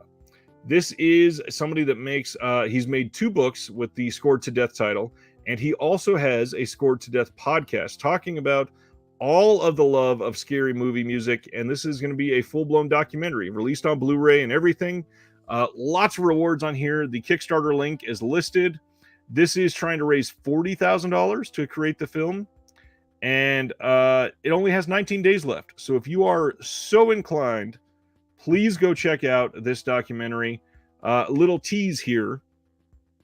I'm looking on having J. Blake Fichera on the channel sometime in the next week and a half to discuss this, long before the campaign stops. But it's one that I think people should be paying attention to, especially if you like music and you like cult films.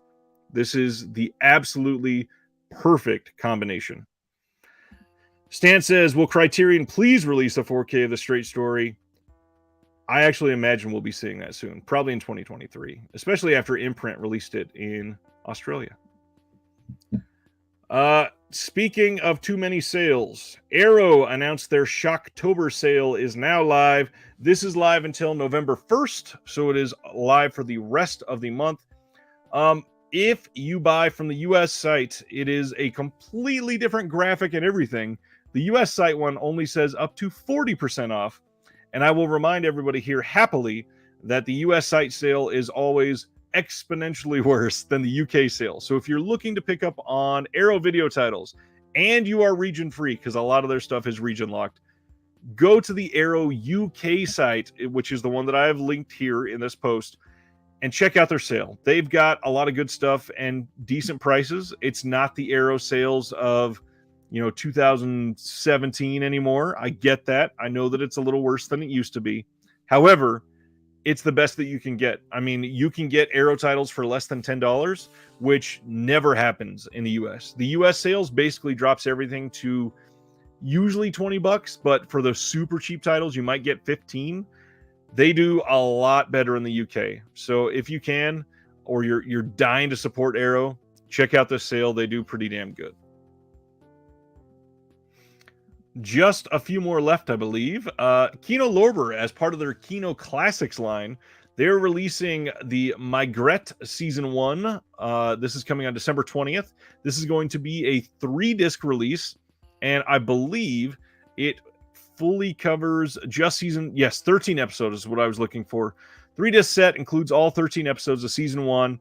It's got a slipcase on it, and slip cover. I would not be surprised. Kino is probably putting out all 3 seasons of this show. We're probably going to get this exact same release for Season 2, and then following that with Season 3. Both of those will probably be coming in 2023. That's how they've been doing these before. But yes, these are, they look really good. I've never been able to see any of these, but they kind of look right up my alley. So I might be checking this one out. Next up, Media Blasters announced hair extensions from 2007 is coming out.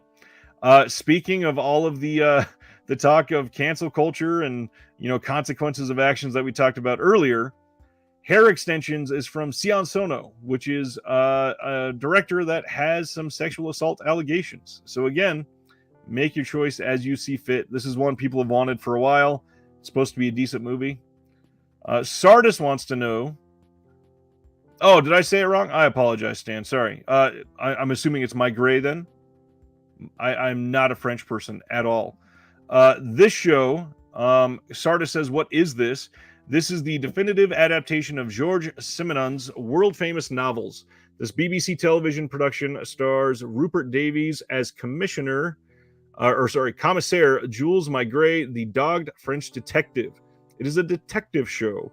And I believe we just announced a double feature of a couple of the Maigret films as well. This is remastered in HD from original film elements and featured here in the original full-screen TV format. Detective show. Supposed to be pretty good. Halloween Ends. We touched on this just a little bit at the beginning of this. This is the artwork that is coming on the Best Buy exclusive 4K Steelbook. Personally, I don't love it. I like the color scheme, but I don't love the art. However, I'll still probably get it. I'm sadly a Halloween fanatic, so We'll see. No release date on this yet. I would guess probably either late December or early January. I believe Halloween Kills came out middle of January-ish, so somewhere around there would be about right. Terrifier 2, we mentioned this earlier, coming on December 1st as a Walmart exclusive steelbook from Bloody Disgusting. We are getting Terrifier 2 on Blu-ray, coming from Walmart, the company that had to put a different slipcover on the film Satanic Panic because it had the word satanic on the outside. They are now releasing an exclusive version of Terrifier 2, the film that is making people supposedly throw up and walk out.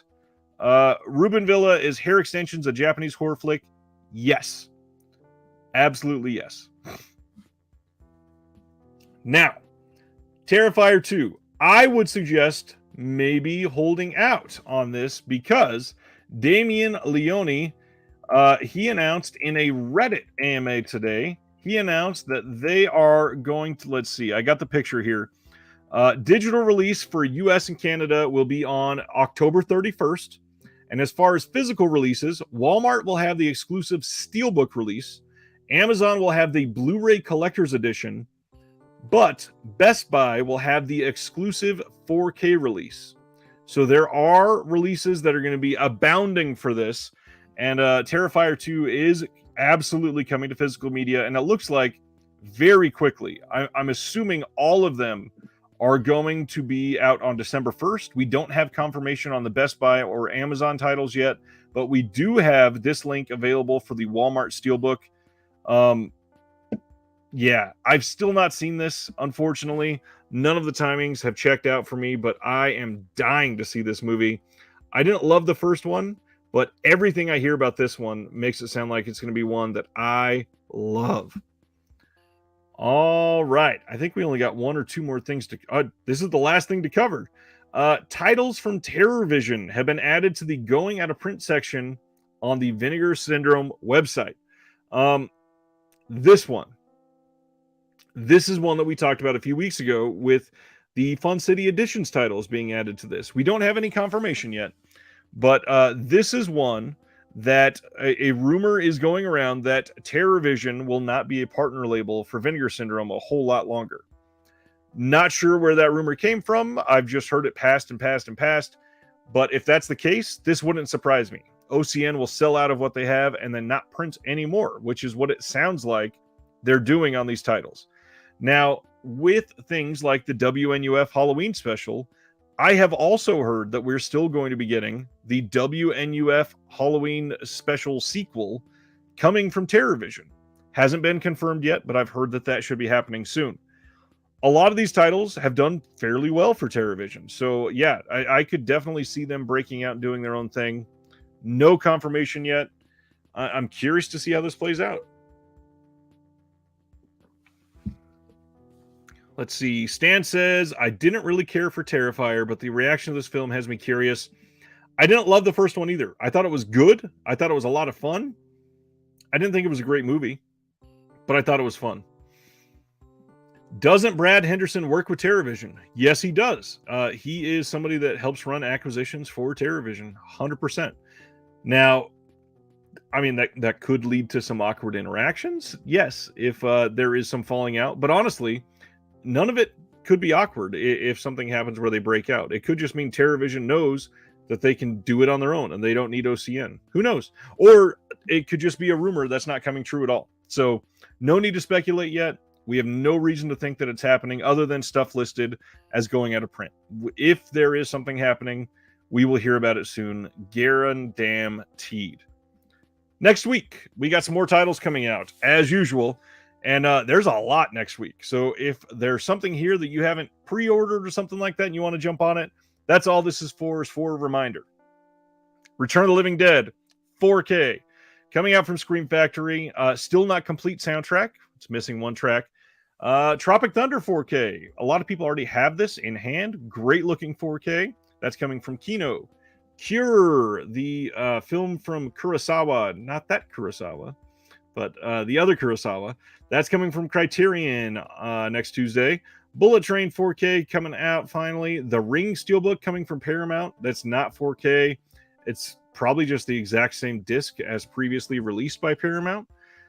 We got No Escape. That is coming out from Unearthed Films, one that a lot of people have been looking forward to since it was announced. American Movie. We sort of touched on this one a little while ago.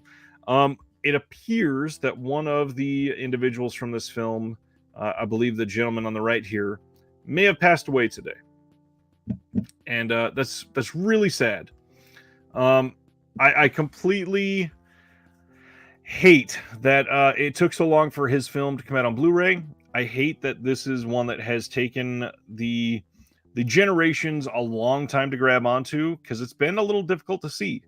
So I hope that it finds a good run with people finally, and we're able to see culture grabbing onto it completely. Let's see. Video Man says, No Escape should have a 4K, but I hate the restoration from Unearthed Films. Interesting. I haven't heard anything about the restoration. I don't have it or anything like that. So yeah, I'd love to hear what you're talking about. Bullet Train 4K Steelbook coming from Best Buy. Trancers 4K. This is coming from Full Moon, like we talked about. La Llorona. This is the 2019 film from South America. That's from 2019. That is not the Conjuring film. It is not the other La Llorona film that came out a couple years ago. This one is supposedly very good, so we'll see. Griff says, apparently Best Buy is putting out a scary good deal shipper next week. 8 4Ks on sale. Not sure the price yet. I mean, it'll probably be down $10 or so. That's most of the Black Friday stuff is usually around that much. So we'll see. That's interesting. Film Noir, the Dark Side of Cinema 10 from Kino is coming out. Bodies, 4K release. Don't forget this if you were wanting the 4K. That is coming from Best Buy exclusively. It is not one that's going to be available anywhere else, it sounds like, but you can get the Blu-ray. It is literally the exact same package, just not a UHD disc. That's going to be available everywhere. The Gothic Fantastico 4 Italian films is coming out from Arrow. I really need this box set, I think. Has anybody else gotten this in stock yet and paid attention, watched a couple of the films? Any thoughts on this set yet? I've not ordered it or anything. It looks kind of incredible. I'm curious to see if the films are worth picking up. I've not seen any of them. Let's see. Ruben is asking, is Bullet Train worth picking up? Bullet Train, from people I trust, has been very divisive. People really happy with the action and the acting, and then people super against the acting and the action. So it kind of feels like if it's your style, you're probably really going to like it. Otherwise, you're probably going to be let down. Orphan First Kill. First off, amazed and very happy this is getting a physical release from Paramount. Definitely going to pick that up to show that they should keep doing that. Punisher Warzone 4K. This is coming from Lionsgate as a Best Buy exclusive steelbook. E.T. is getting a re-release on 4K for some reason. Fall is coming out. The film that took the summer horror by storm. I've still not seen this yet, but decent reviews from the sounds of it. Kino Lorber putting out Happy Birthday to Me. The Razor's Edge. Let me see. I forget who's putting this out. Is it Kino? No, it's Sony themselves. Got it. So yeah, The Razor's Edge coming from Sony. Doctor Who, the Colin Baker complete season 1 is coming. Farmageddon, the Shaun the Sheep movie coming from Shout Factory. Dragons Forever coming from 88 Films. Eyes of Lower Mars. This one, a lot of people forget, this was written by the John Carpenter. That might be a reason to pick that up if you've never seen it. It's a good movie. Island of the Blue Dolphins coming from Kino. Two Witches coming from Arrow. And this is another one I want to know, have you picked it up? Because this looks like something I would love, and I've not heard anybody talking about it yet. It's a 2021 film, and I really want to know what people think about that one.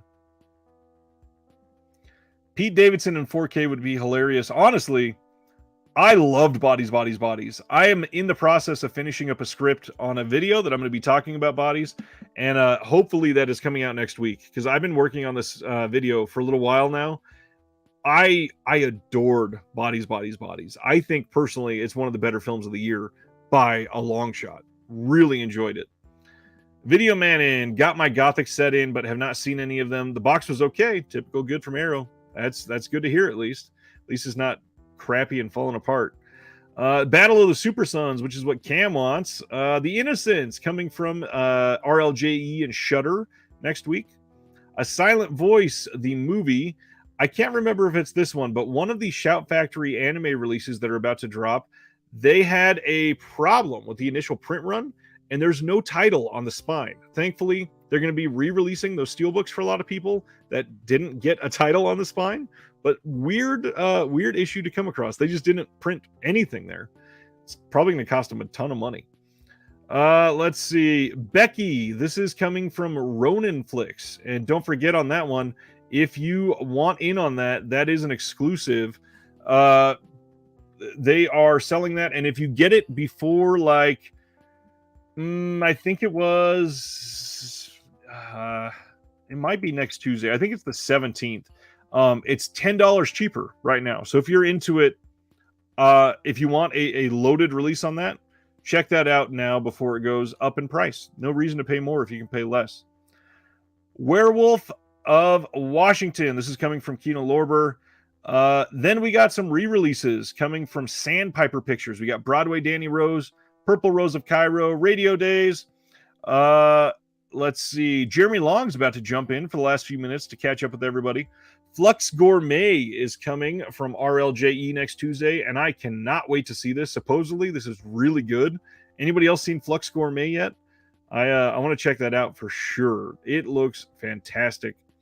Moonchild, the next Visual Vengeance film, is dropping. A lot of people got that in already. Let's see. Dr. Death, Seeker of Souls, coming from Kino. The Possessed is coming from Scream Factory. I think that is leading up to be about it that we talk about. Yeah, that brings us into the end of October. And here we are. Let's see. Quiet Rob says, Bullet Train is a coin toss fun flick, but reminded me of Money Plane. It was entertaining. Nice. All right. So I talked about the premiums coming. If you are into the premium idea, let me know in the chat or the comments below, because I'm curious. I've got everything built, but I don't really want to go through it if there's not going to be many people that are into it. I know the premiums are kind of a hit and miss thing for a lot of people, and I know like Ice is really into it. So I've talked to Ice about this quite a bit. I'm hoping that some people pay attention because the releases are amazing. And let's see, I've got one kind of close. I was going to actually show this again. This is The Nice Guys. This is a premium one-click release. I was going to show off again, and I hate the term show off. I'm not here to brag or anything like that, but this is what you can typically expect. It's got a little picture frame in here that you can put on your desk or something like that. You can put your own picture in here. You can use it as an advertisement for The Nice Guys. And then the silly part that a lot of people are like, what are we doing? Why do we have this? This comes with 3 different releases of the same movie. And I get it. We don't need 3, but if you are going to be super into it, these are really great copies of it. And the reason they do that is because they're all different.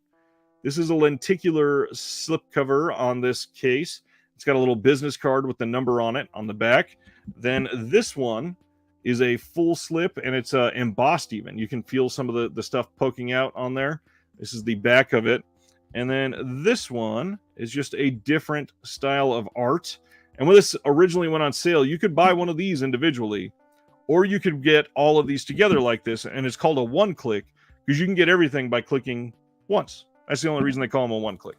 But inside of these, as you can see, you get a steelbook in each of them, and the steelbook looks like this. It's really nice. This whole thing is embossed. All of these lines get really deep in there. These are just really high-quality steels. Here's the back of this one. And then it's got a whole bunch of goodies in here. We got a booklet, and thankfully, a lot of writing on the film, a lot of interview questionnaires, and it is dual language. So unlike media books, which a lot of people don't love because they're usually in German only, this one actually has English, and it's got the, like this one, this is, I believe Nova Media put this out, and or maybe it's Mantelab, one of the two. This one is in, I believe, Chinese in the front part, and then English in the back part. Stan says, are the discs different or just the packaging? Just the packaging. That's all that is different between them. It really just makes for a nice release. And then on the other side, they've got a poster here as well. But premiums, they go a whole bunch of different directions. You've got media books, which we don't talk on here a whole lot about because they're rare. They can be hard to find. They get pricey. And a lot of people are just unhappy with them because, like I said just a moment ago, they are very much usually in German. Germany's really big on media books for some reason. But yeah, the actual book part, you can't read unless you use Google Lens on it, which gets really difficult. So we don't talk about them a whole lot on here. But these are super fun releases. Really nice to sit here and go through. If you really like the tangible aspect of it, it's some of my favorite things to go through. And just like we talked about that big Curzon box set, this one is textured on the outside as well. It's like you can see the actual texturing like on that other one. It's gorgeous. It feels really nice.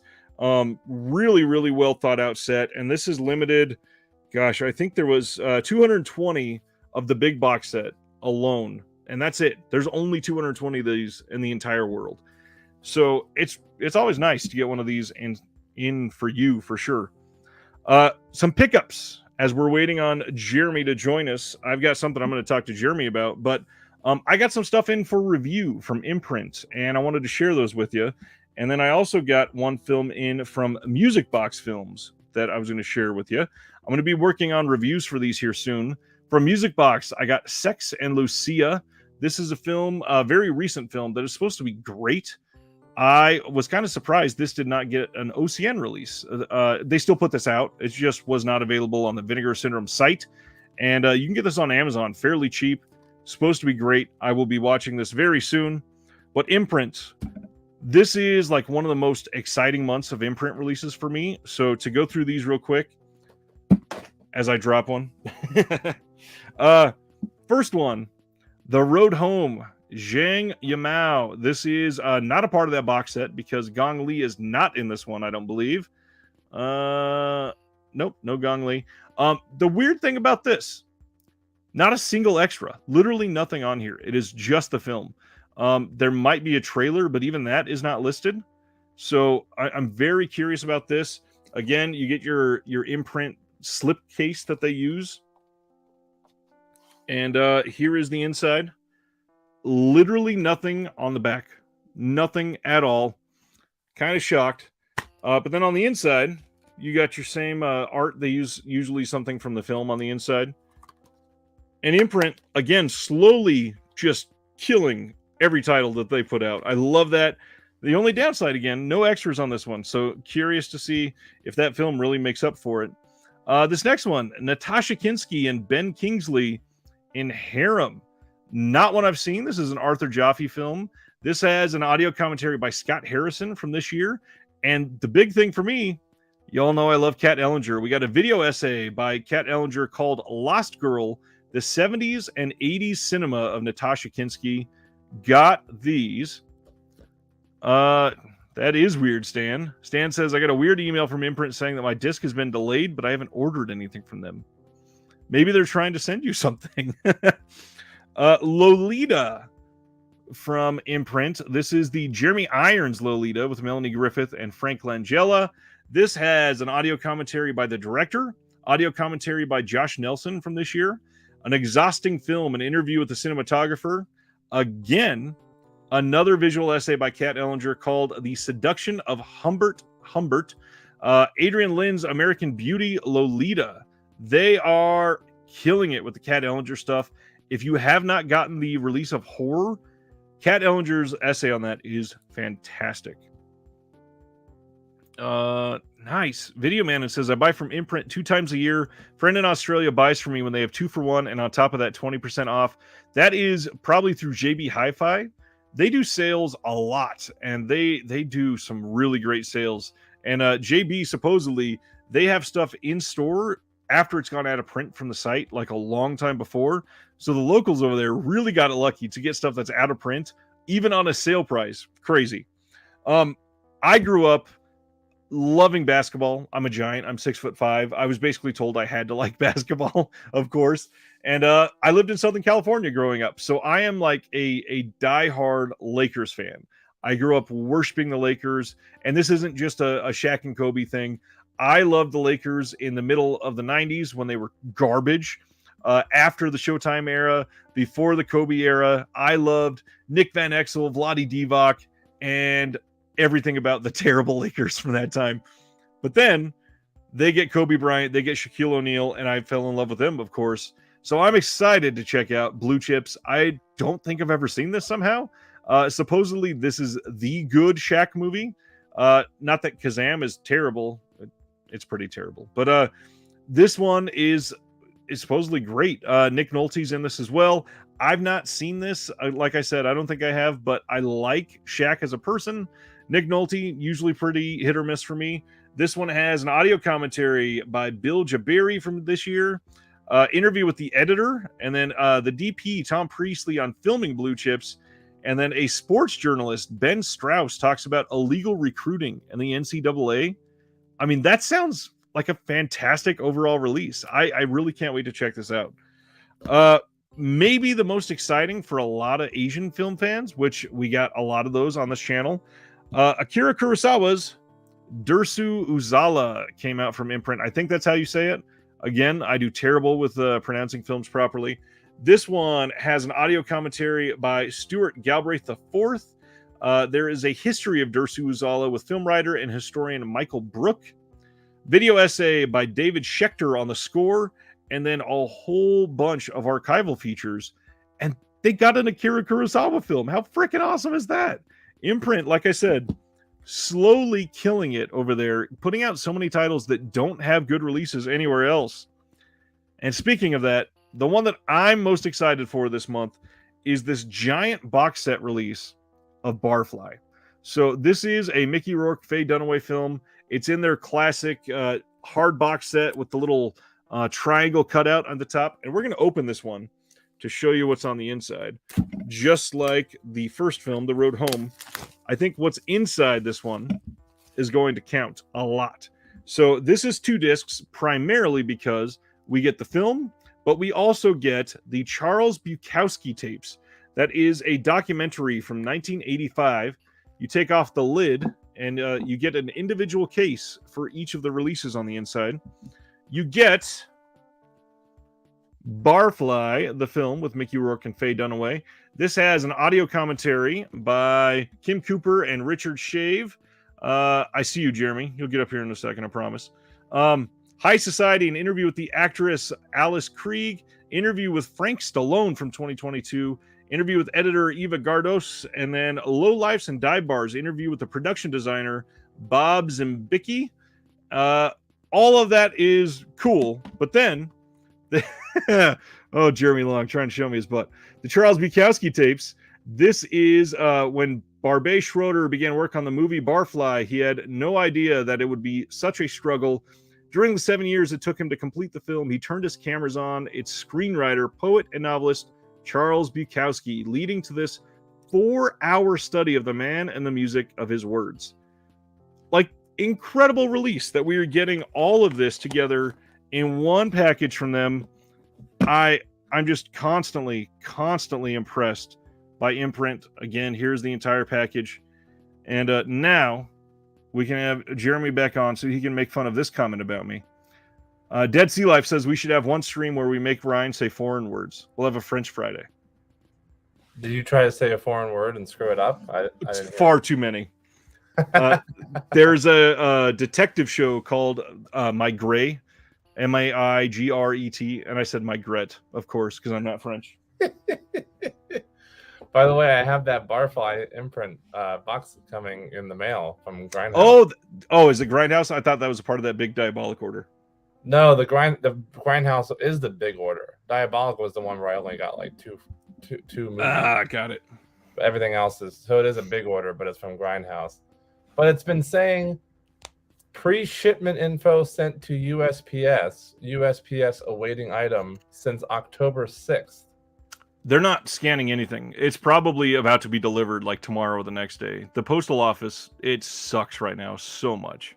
I hope it's delivering tomorrow or the next day because I'm sick of waiting. That's happening to a lot of people. Yeah, it's over a week. It says that. Yikes! Ridiculous. I wanted to have you back on the end of this, and I was thinking, why don't we talk about Beyond Fest? Because you saw a lot of shit, and a lot of people are not going to be able to see these for a lot of months. So Yeah. how about we go over like the major hits, things you got excited about?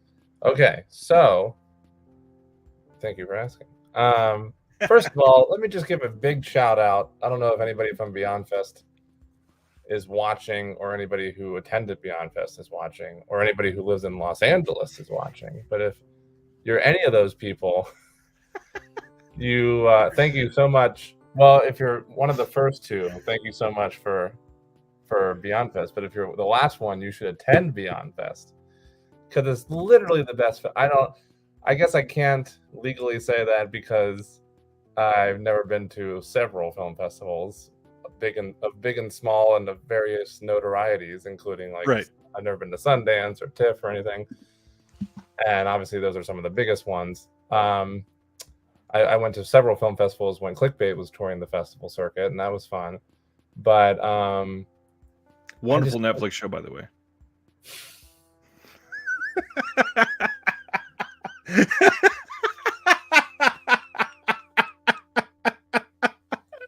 Oh man, that was perfect. For those that don't know, Jeremy Long helped write a movie called Clickbait, and there's a Netflix show that came out with the same title, and we've always made fun of it. But yeah, supposedly, I've never watched the Netflix show. It's supposedly vastly inferior compared to yours. Oh, well, that's nice of you to say after I committed to the bit. It's I don't know if it's vastly inferior, but it is greatly similar to my movie. The only thing I wish. Oh, Stan, you should go to Beyond Fest. Oh, that's what I was saying. First of all, real quick, the only thing I wish compared to the Netflix series is that Zoe Kazan was in my movie because I adore her. And also, if they used a goddamn different title. Yeah, correct. If they use a different title. Yeah, that's what I said. Yes, and then Zoe Kazan was in my movie, not their show. Exactly.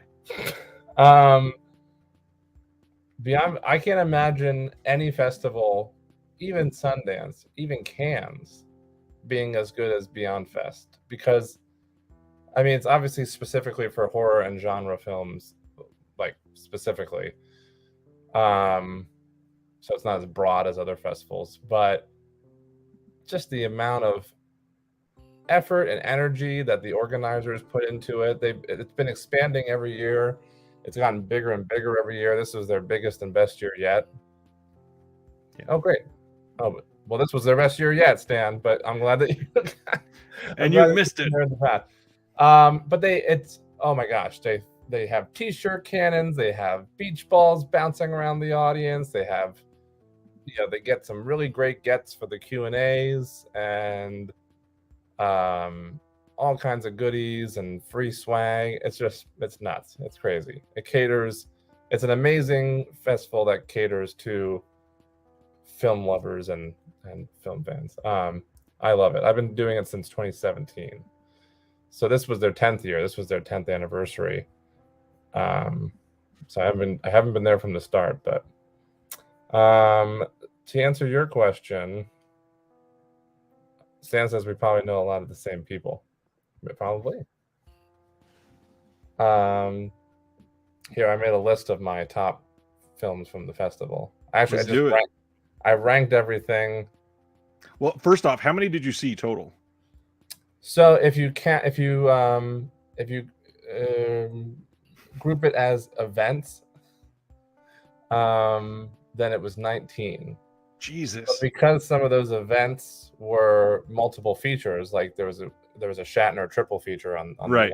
Sunday, so that's 3 movies, and like they paired the Weird Al biopic with a 35mm screening of UHF, which was delicious. So that's 2 movies. Yeah, festival audiences are probably the best audience. If you're committing to going to the festival, then yeah, you're gonna You're be a all good in. audience. You're probably a big. Jeremy's telling me happy birthday. It's not my birthday. It's just an in joke, just so everybody knows. So 22 films total if you break down the films themselves within the events. If it was like an event with multiple films, it was 22 films. Jesus. There's a lot more I wanted to go to.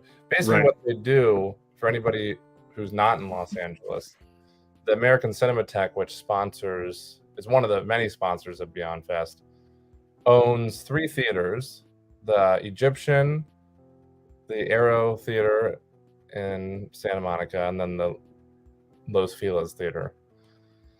And the Los Feliz Theater is much smaller, and that one was recently acquired. And so they used to have the big, huge premieres, like the Hollywood Ends type of premiere. I'm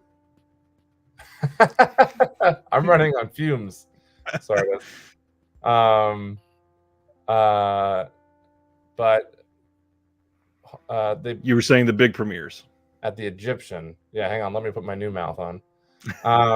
They used to have the big ones at the Egyptian, but the Egyptian was bought by Netflix, and they've been remodeling it. I mean, I'm sure COVID pushed it back, but they've been remodeling it for like 3 years now. It's taking forever, so it hasn't reopened yet. So the last couple of years, the big premieres have been at the Hollywood Legion Theater, which is also a beautiful theater.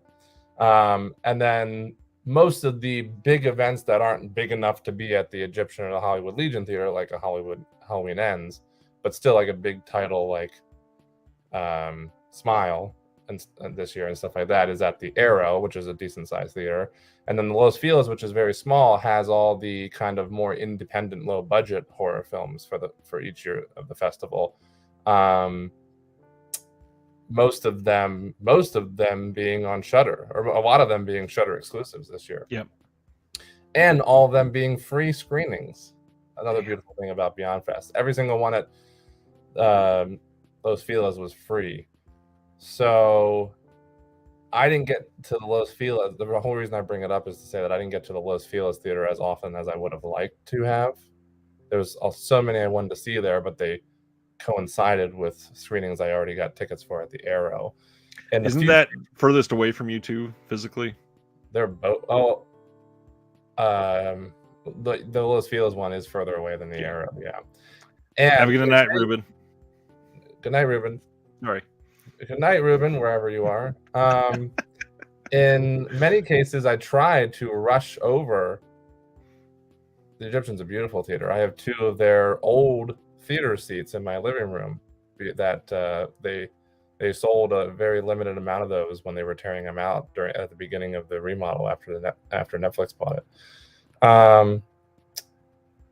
I tried to rush over to the Los Feliz because most nights they would have 2 screenings at the Los Feliz, 7:30 and 10. So if I only had 1 screening at the Aero at 7:30, I'd try and rush over to catch the 10 o'clock one all the way across town from Santa Monica to Los Feliz. I successfully did it twice during this festival. Yeah. So anyways, point is I didn't get to see as many of the lower in this, like the indie horror films as they wanted. So I saw a lot of the big stuff, which I was excited about. I'll give you my top 10. Let's do it. There's an animation festival. Did you know that they do a Son of Monsterpalooza, by the way, Ryan? Yeah, and the sad thing is the lineup they have, it almost looks better than the Monsterpalooza lineup this year. Not Tim Curry. No Tim Curry, though. You're right. No screencast either. That's true. I bring that up because Ryan and I went to... Cam says he's planning on going to the New Bev soon. Oh, maybe I'll see you. Cam?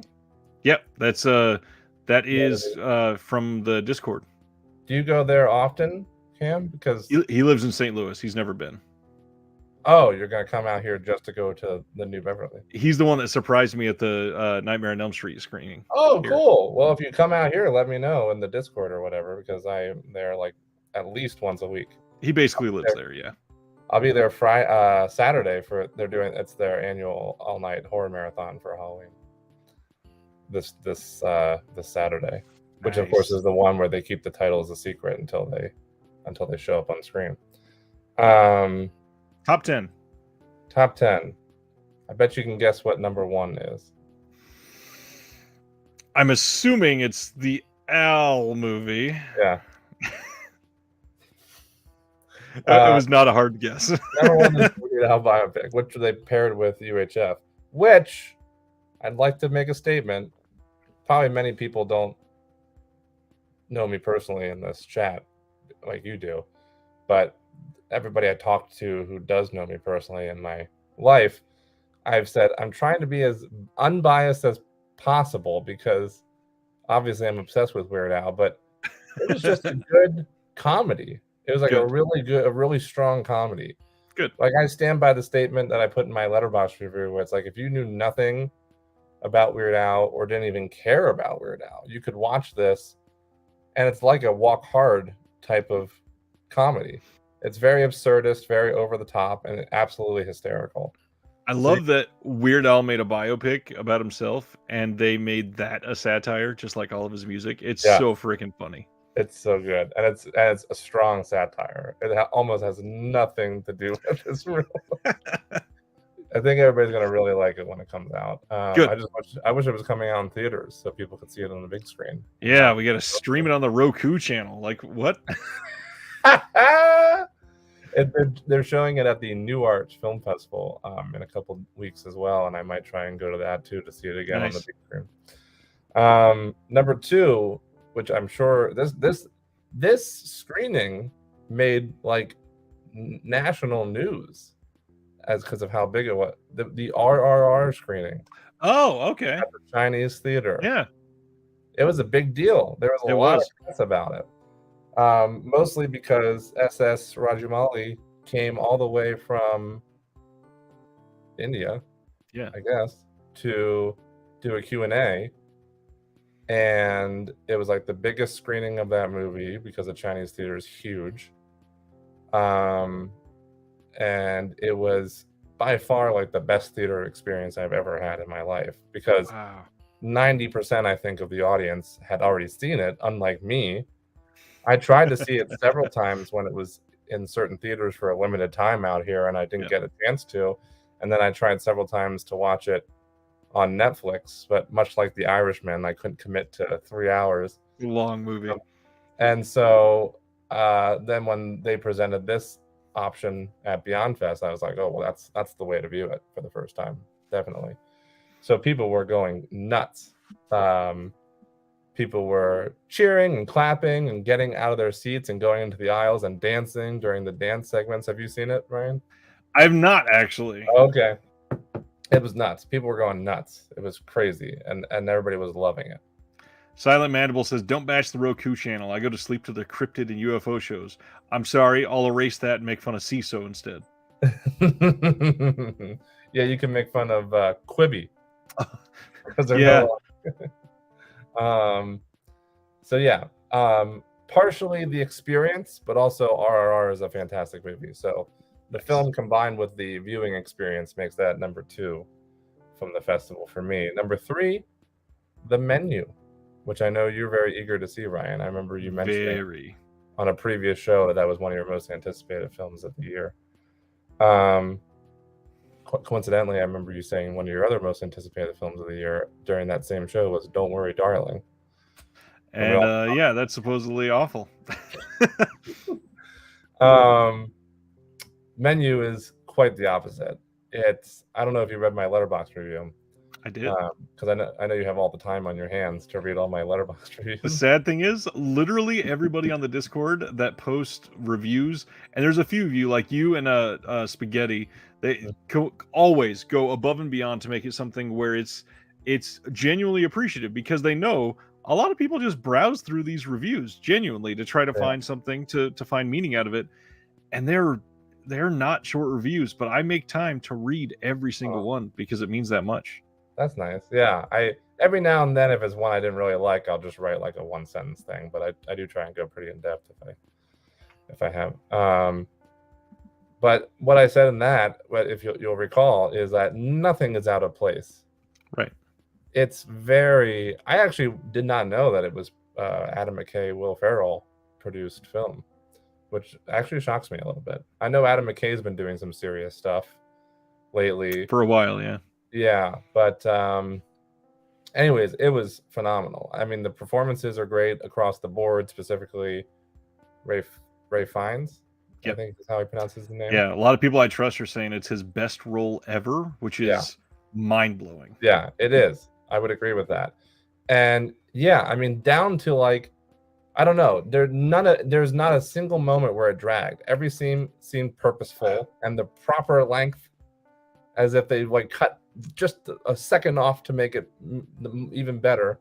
Yeah. It's and obviously it's an amazing satire on not just the fine dining industry, but class structure, right? Specifically the upper class, and but a satire about other things as well. It just crams a lot into a really tight, really fantastic film. Hilton wants to know, are we enjoying the Video Archives podcast? Have you given a listen to the Quentin podcast at all yet? If you can believe it, I have not. I've listened to one episode and it was good, but it wasn't anything that made me, I have to listen to this immediately. I like Quentin Tarantino a lot, but there's a lot of Tarantino speaking out in the world, and there's a lot of Tarantino speaking out in the world. I don't think $120 to go see him speak in person again on his book tour. Yeah, I've ranted on that whole book tour a little bit this week already, but Did you? What'd you say? Well, I don't know if this is happening everywhere, but I know Brian, who was in the chat earlier when you were on, he posted what was happening in his city. So I don't know if this is everywhere, but it's 2 nights there, and each night has different content, which is great. I love that he's like extending his stays, but each night is $100 each. Yeah, and that is a lot of money for people. And when you're trying to be Tarantino and going out into the world, that is going to be a very exclusive thing for people. Yeah. And I don't know, I like to be a little more welcoming than that. And people don't really realize this. A lot of people that are performing for something like this, they have a lot more control over their prices than you think on what they can charge. No, they absolutely do. I speak from experience. Yeah. I don't know why it's that much, and because I agree with you that in many cases the performer does have a lot of control over it bums me out that he's making it that, because he's doing so I got one to the New Beverly, which is they're doing it on release day of the book, and apparently, well, first of all, it's going to be a much more intimate experience than any of the other stops because it's his home turf. It's the New Beverly. It's a very intimate space in general. And from what I understand, talking to some of my friends and family at the New Bev staff, there's supposed to be some surprises at that stop in particular because it's his hometown show. Yeah. So I'm excited for that. But I actually looked at the other Los Angeles stop on the book tour, which is at the Theater at the Ace Hotel. $30 for a selfie. Oh, he's talking about Tyler Main charges $30 for a selfie. Quentin doesn't do selfies even if it's $1,000. Right. And the Theater at the Ace Hotel tickets were even more.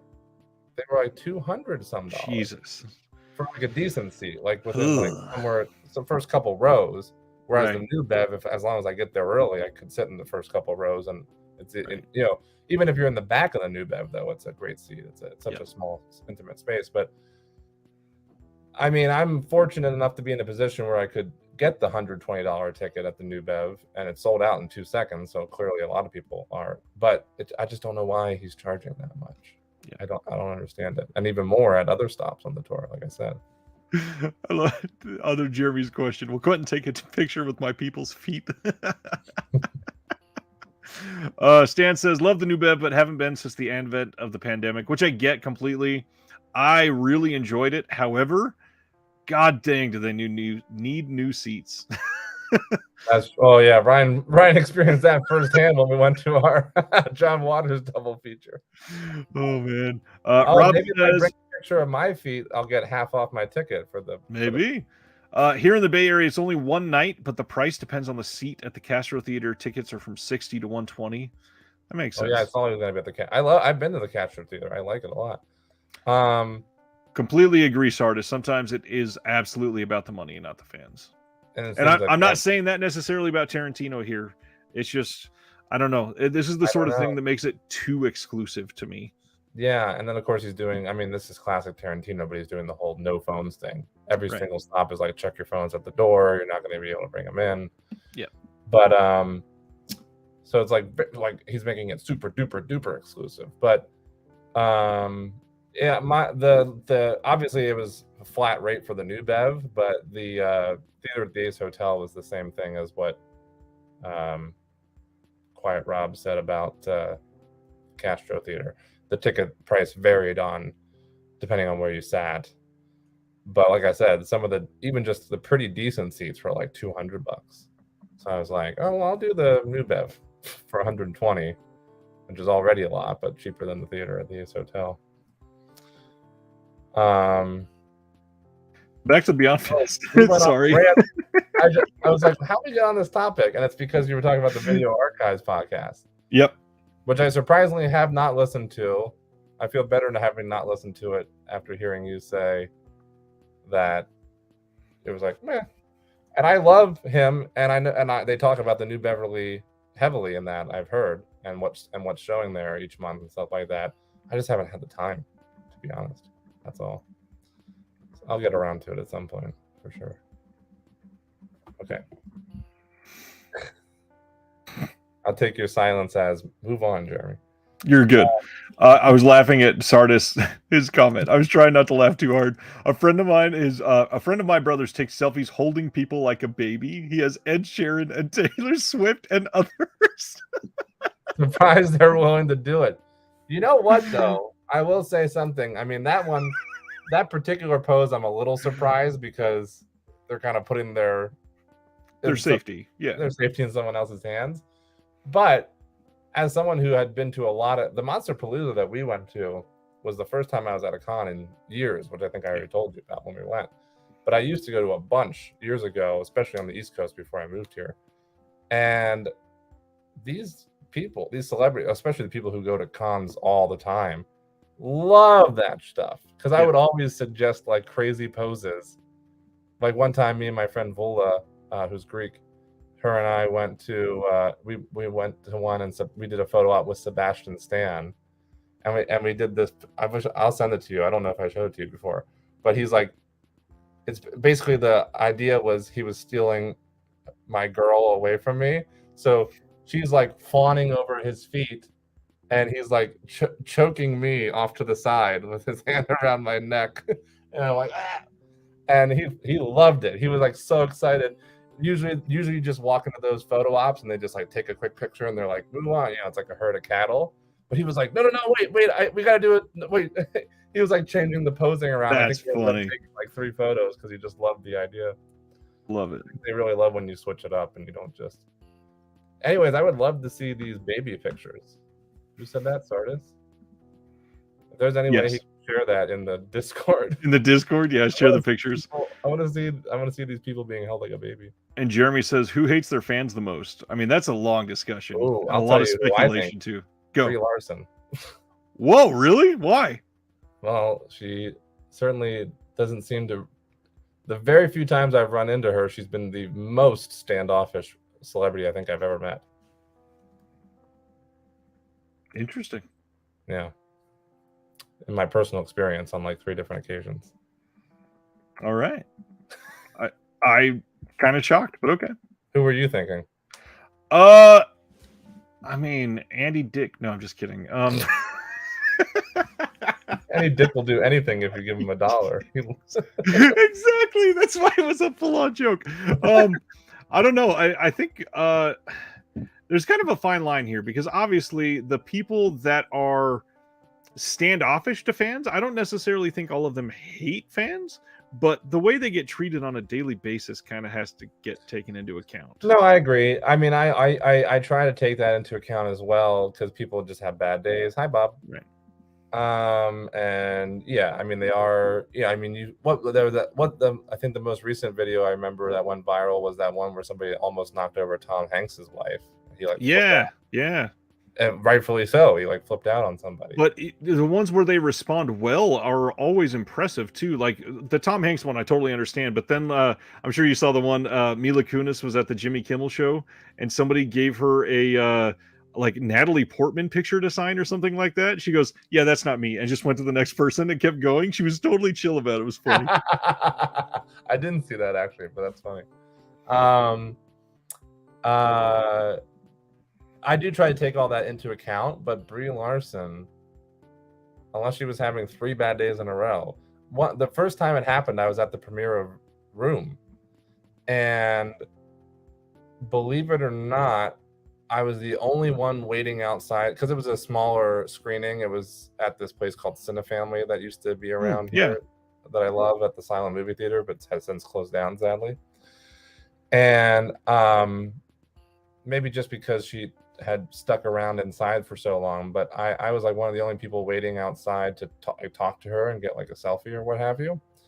And no, so it's important to note, no one else around. It's not like a giant mob of people. But when she came out and she was getting in her car, I asked her, I went over to try and talk to her, and she's like, "Oh, sorry, I'm too tired." And then like got in the car and the car drove off, which I like get that they're very busy, and I'm sure it was a very exhausting, tiring day, but like how long does like one picture? Exactly. If there was a mob of people, I totally get it. Like, oh, I can't be here signing pictures and taking pictures all day. But like one little, like, I just want to say hi, like, hi, I love the movie and whatever. And it would have taken maybe a minute. Yeah. And then the next time was at the premiere of Free Fire at the ArcLight Hollywood. Fun movie, by the way. Yeah, I like that movie a lot. And same thing. I mean, she was, like kind of like barreled through like a group of fans that were trying to like talk to her and stuff like that at one point in the lobby. It was just and then I forget when the third occasion was, but I was just like, after number 3, I was like, oh, okay, she just really doesn't want it. That's what it came across to as me. Oh shit, should I do this? Should you do what? The PS Gorman. Oh. It's gonna sell out really fast. Some of them probably will. All right, let's wrap it up. Ice says maybe Brie Larson just hates the Foo Fighters. I like to think that I'm Dave Grohl if he never started the Foo Fighters and instead worked at a record store and ate Hungry Man meals for dinner every night. Free Fire is a lot of fun. Hold on, I gotta get my drink. And he's gone. So Beyond Fest, I think, what were we on, like number 3 or whatever? You can go through those if you want, real quick. Yeah, real quick. She probably just hates the Foo Fighters. Wait. I can't not answer this. Give me your top 5 worst bump-ins. I'm sure you've got many. Surprisingly not. The most, like 95%. 3 out of the 5 are Brie. I'll come back to it. Okay. That's a good question. I like it though. That's a good point, Silent Mandible. The fashion in Free Fire is great. I really like Free Fire, and I'm very iffy on Ben Wheatley because I despise In the Earth. God, I hate that movie so much. But I like Down Terrace. I like Free Fire. Rob says I'm getting rid of my Brie Larson body pillow. You can keep that. I'm not saying she's not a stunning woman. So you hang on to that body pillow. And she's a good actress. I'm just saying. It's true. Not nice. Well, I don't even want to say that. Maybe she was having 3 bad days every single time I ran into her. Oh man, that's funny. I don't know. Okay, so number 3 was Menu. Okay, number 4, Banshees of Inisherin, the new Martin McDonagh film, who I love. You like Martin McDonagh? I don't know that I recognize. I mean, I know the name, but I don't think I can name anything. Oh, Martin McDonagh did 3 Billboards. Oh, I like 3 Billboards in Bruges. Okay. Yeah, 7 Psychopaths. I've not seen 7 Psychopaths. Okay. I happen to have this right next to me though. The 4K. Hey. Yeah. That's him, and I love all of his stuff. And this one is great. It's Colin Farrell and and Brandon Gleeson. Oh, okay. Wheatley is a hit or miss. A Field in England is his best I've seen. I almost bought that the other day, remember? At the CD trader. And Stan says, I don't like anybody named after cheese. I can agree with that. It's a really funny comment. Which means just Bree's a monster. Yeah, I had to say that pun. I had to. I'm not a fan of Cheddar Larson either. Little bitch. Oh, man. Number 5, Deadstream.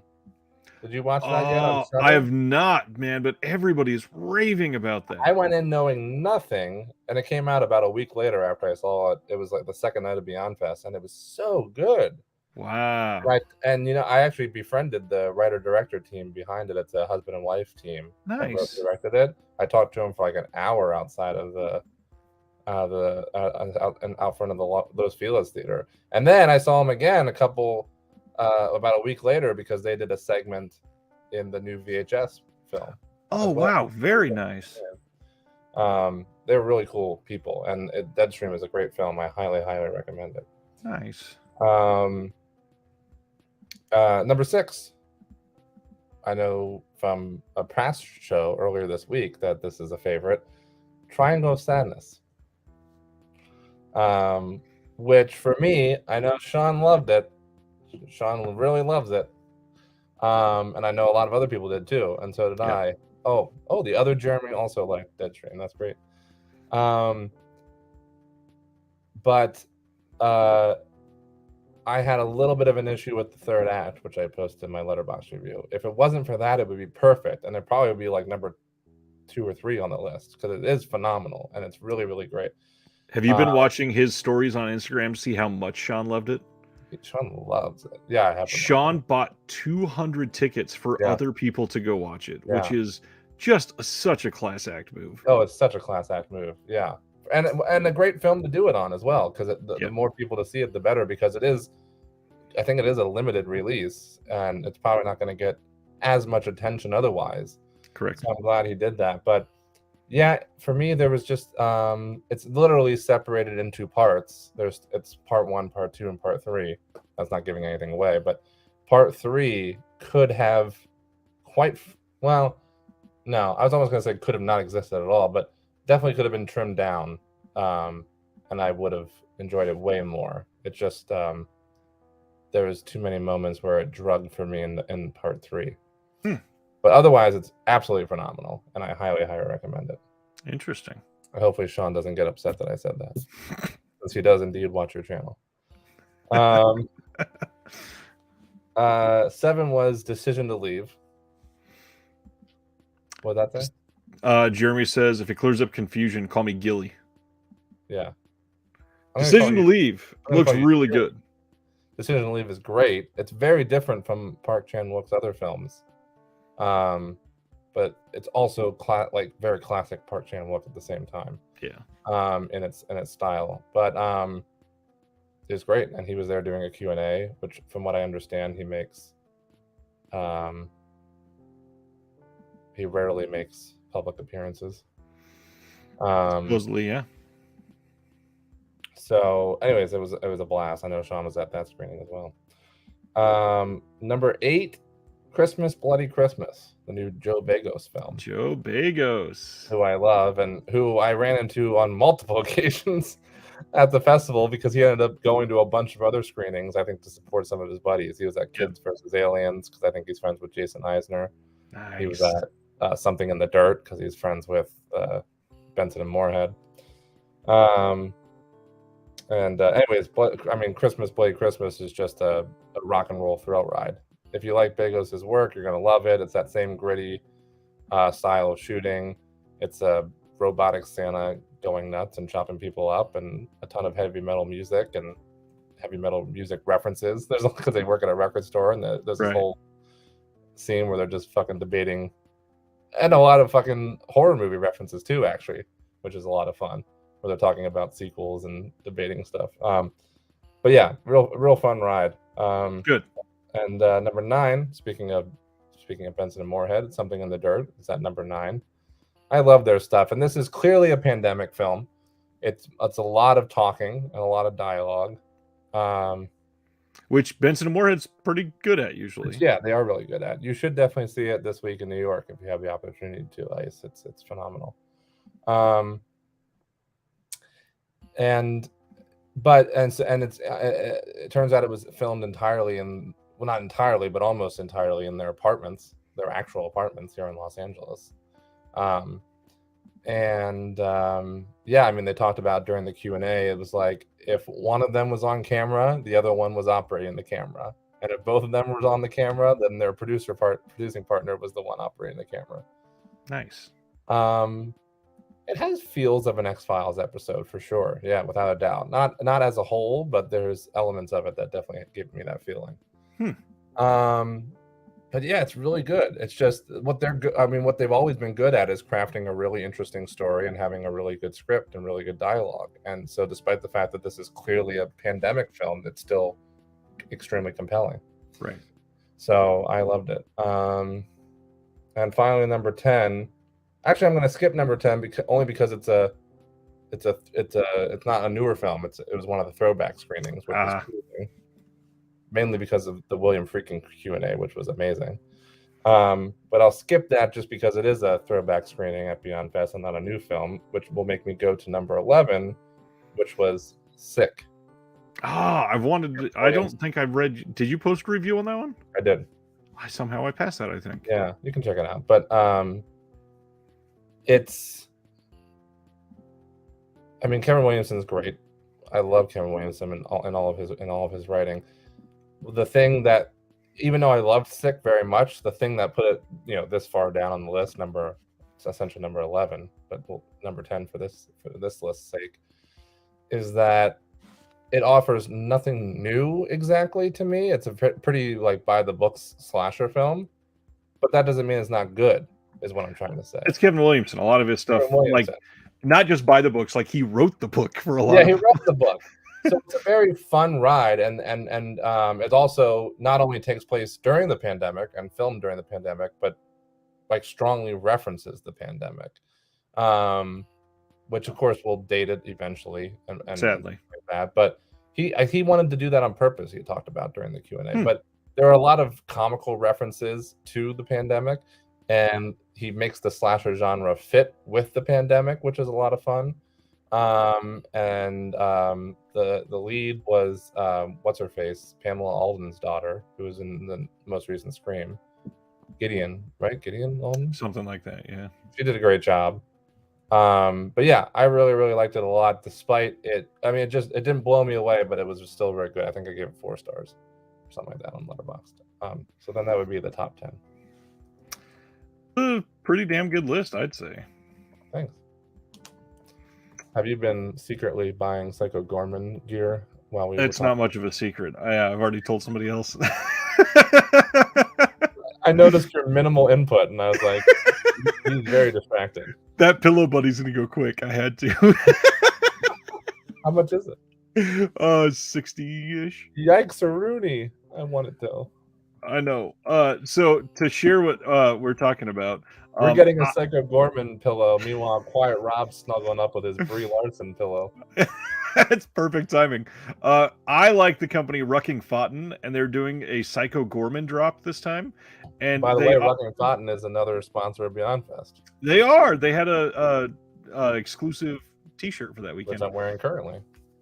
No way! Amazing! Look at that. That's awesome. They're doing a pillow buddy of Psycho Gorman, like the old. I used to have the old WWF wrestler pillow buddies when I was younger. Yeah, I need that. And it's 22 inches. It's not small. 22 inches is pretty damn good for this. I got the figurine, which I know you got too. The limited figurine from. I didn't get it. I want it. You didn't get it? No, I haven't ordered it. No. Oh. The hard part was it only comes with the film, and I already have the film. I think 3 times in other releases. I double dipped though, but for the figurine. I'm gonna have to get that body pillow. We gotta have to get the hell out of here. Stan Geezy says Pamela Adlin's other daughter is the lead in the new Hellraiser. Is that the lead? Is that her other daughter? Let me take a look. I gave her praise in my Hellraiser review on Letterboxd. I didn't even know it was. I didn't know that. I didn't know. Odessa Azion or Jamie Clayton? Which one? I'm assuming he's talking about Odessa. That's the one that I mentioned in my review. She's the lead. Yep, she is the #1 listed. Yeah, daughter of Pamela Adlon. Wow. Well, that's a great family. Because honestly, I loved her in Hellraiser, and I loved. Again, I guess her name is Gideon. Can you double check that for me? Yeah. But she was great in this, and obviously Scream 5. She was great in. Her name is not listed at the top. Of what? Sick? No, I was looking at Scream. I guess I can look at she's Sick a pretty minor. Well, not a minor character, but she. Jane Addams? Is that? Oh no, Gideon Adlon. There we go. Yep, Gideon Adlon. Yeah. She is not listed in Scream. She's not in Scream. Wasn't she the? Am I getting it mixed up? I thought she was the one who ended up being the killer at the end. No, that is. Oh, just somebody that looks a lot like her. Mikey Madison. Oh, okay. They do look similar, right? Or am I crazy? Let me pull up the Gideon because they each have kind of like a longer face, I guess. You can just say that I'm wrong. No, genuinely, I don't think I've seen Gideon in anything, so it's kind of hard to say yes. But the IMDb photo, it's not. Yeah. Well, she's great in Sick, so you'll see her in that. Although I don't know when that's coming out. Sometime next year. I would imagine so. A lot of these Beyond Fest ones, they get delayed like forever long. Yeah. They really do. Like Black Phone, I saw last year, and that didn't come out until and summer. That didn't even premiere there. It premiered at Fantastic Fest, which was like 6 weeks before Beyond Fest. And then like a whole year later, it comes out this year during the summer or whatever. Wild, and it still did gangbusters numbers this year. Anyways, Jeremy has to go spend his Brie Larson pillow with the Psycho Gorman pillow buddy. Jeremy has to go spend money on a pillow buddy, so I will tell everybody thanks for hanging out tonight. And every single other item that they're selling.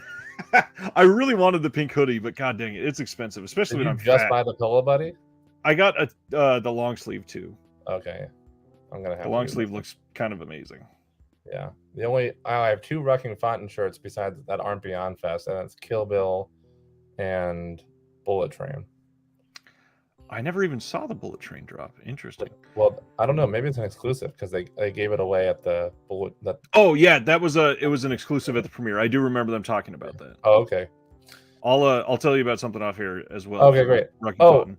Real quick before you hang up, I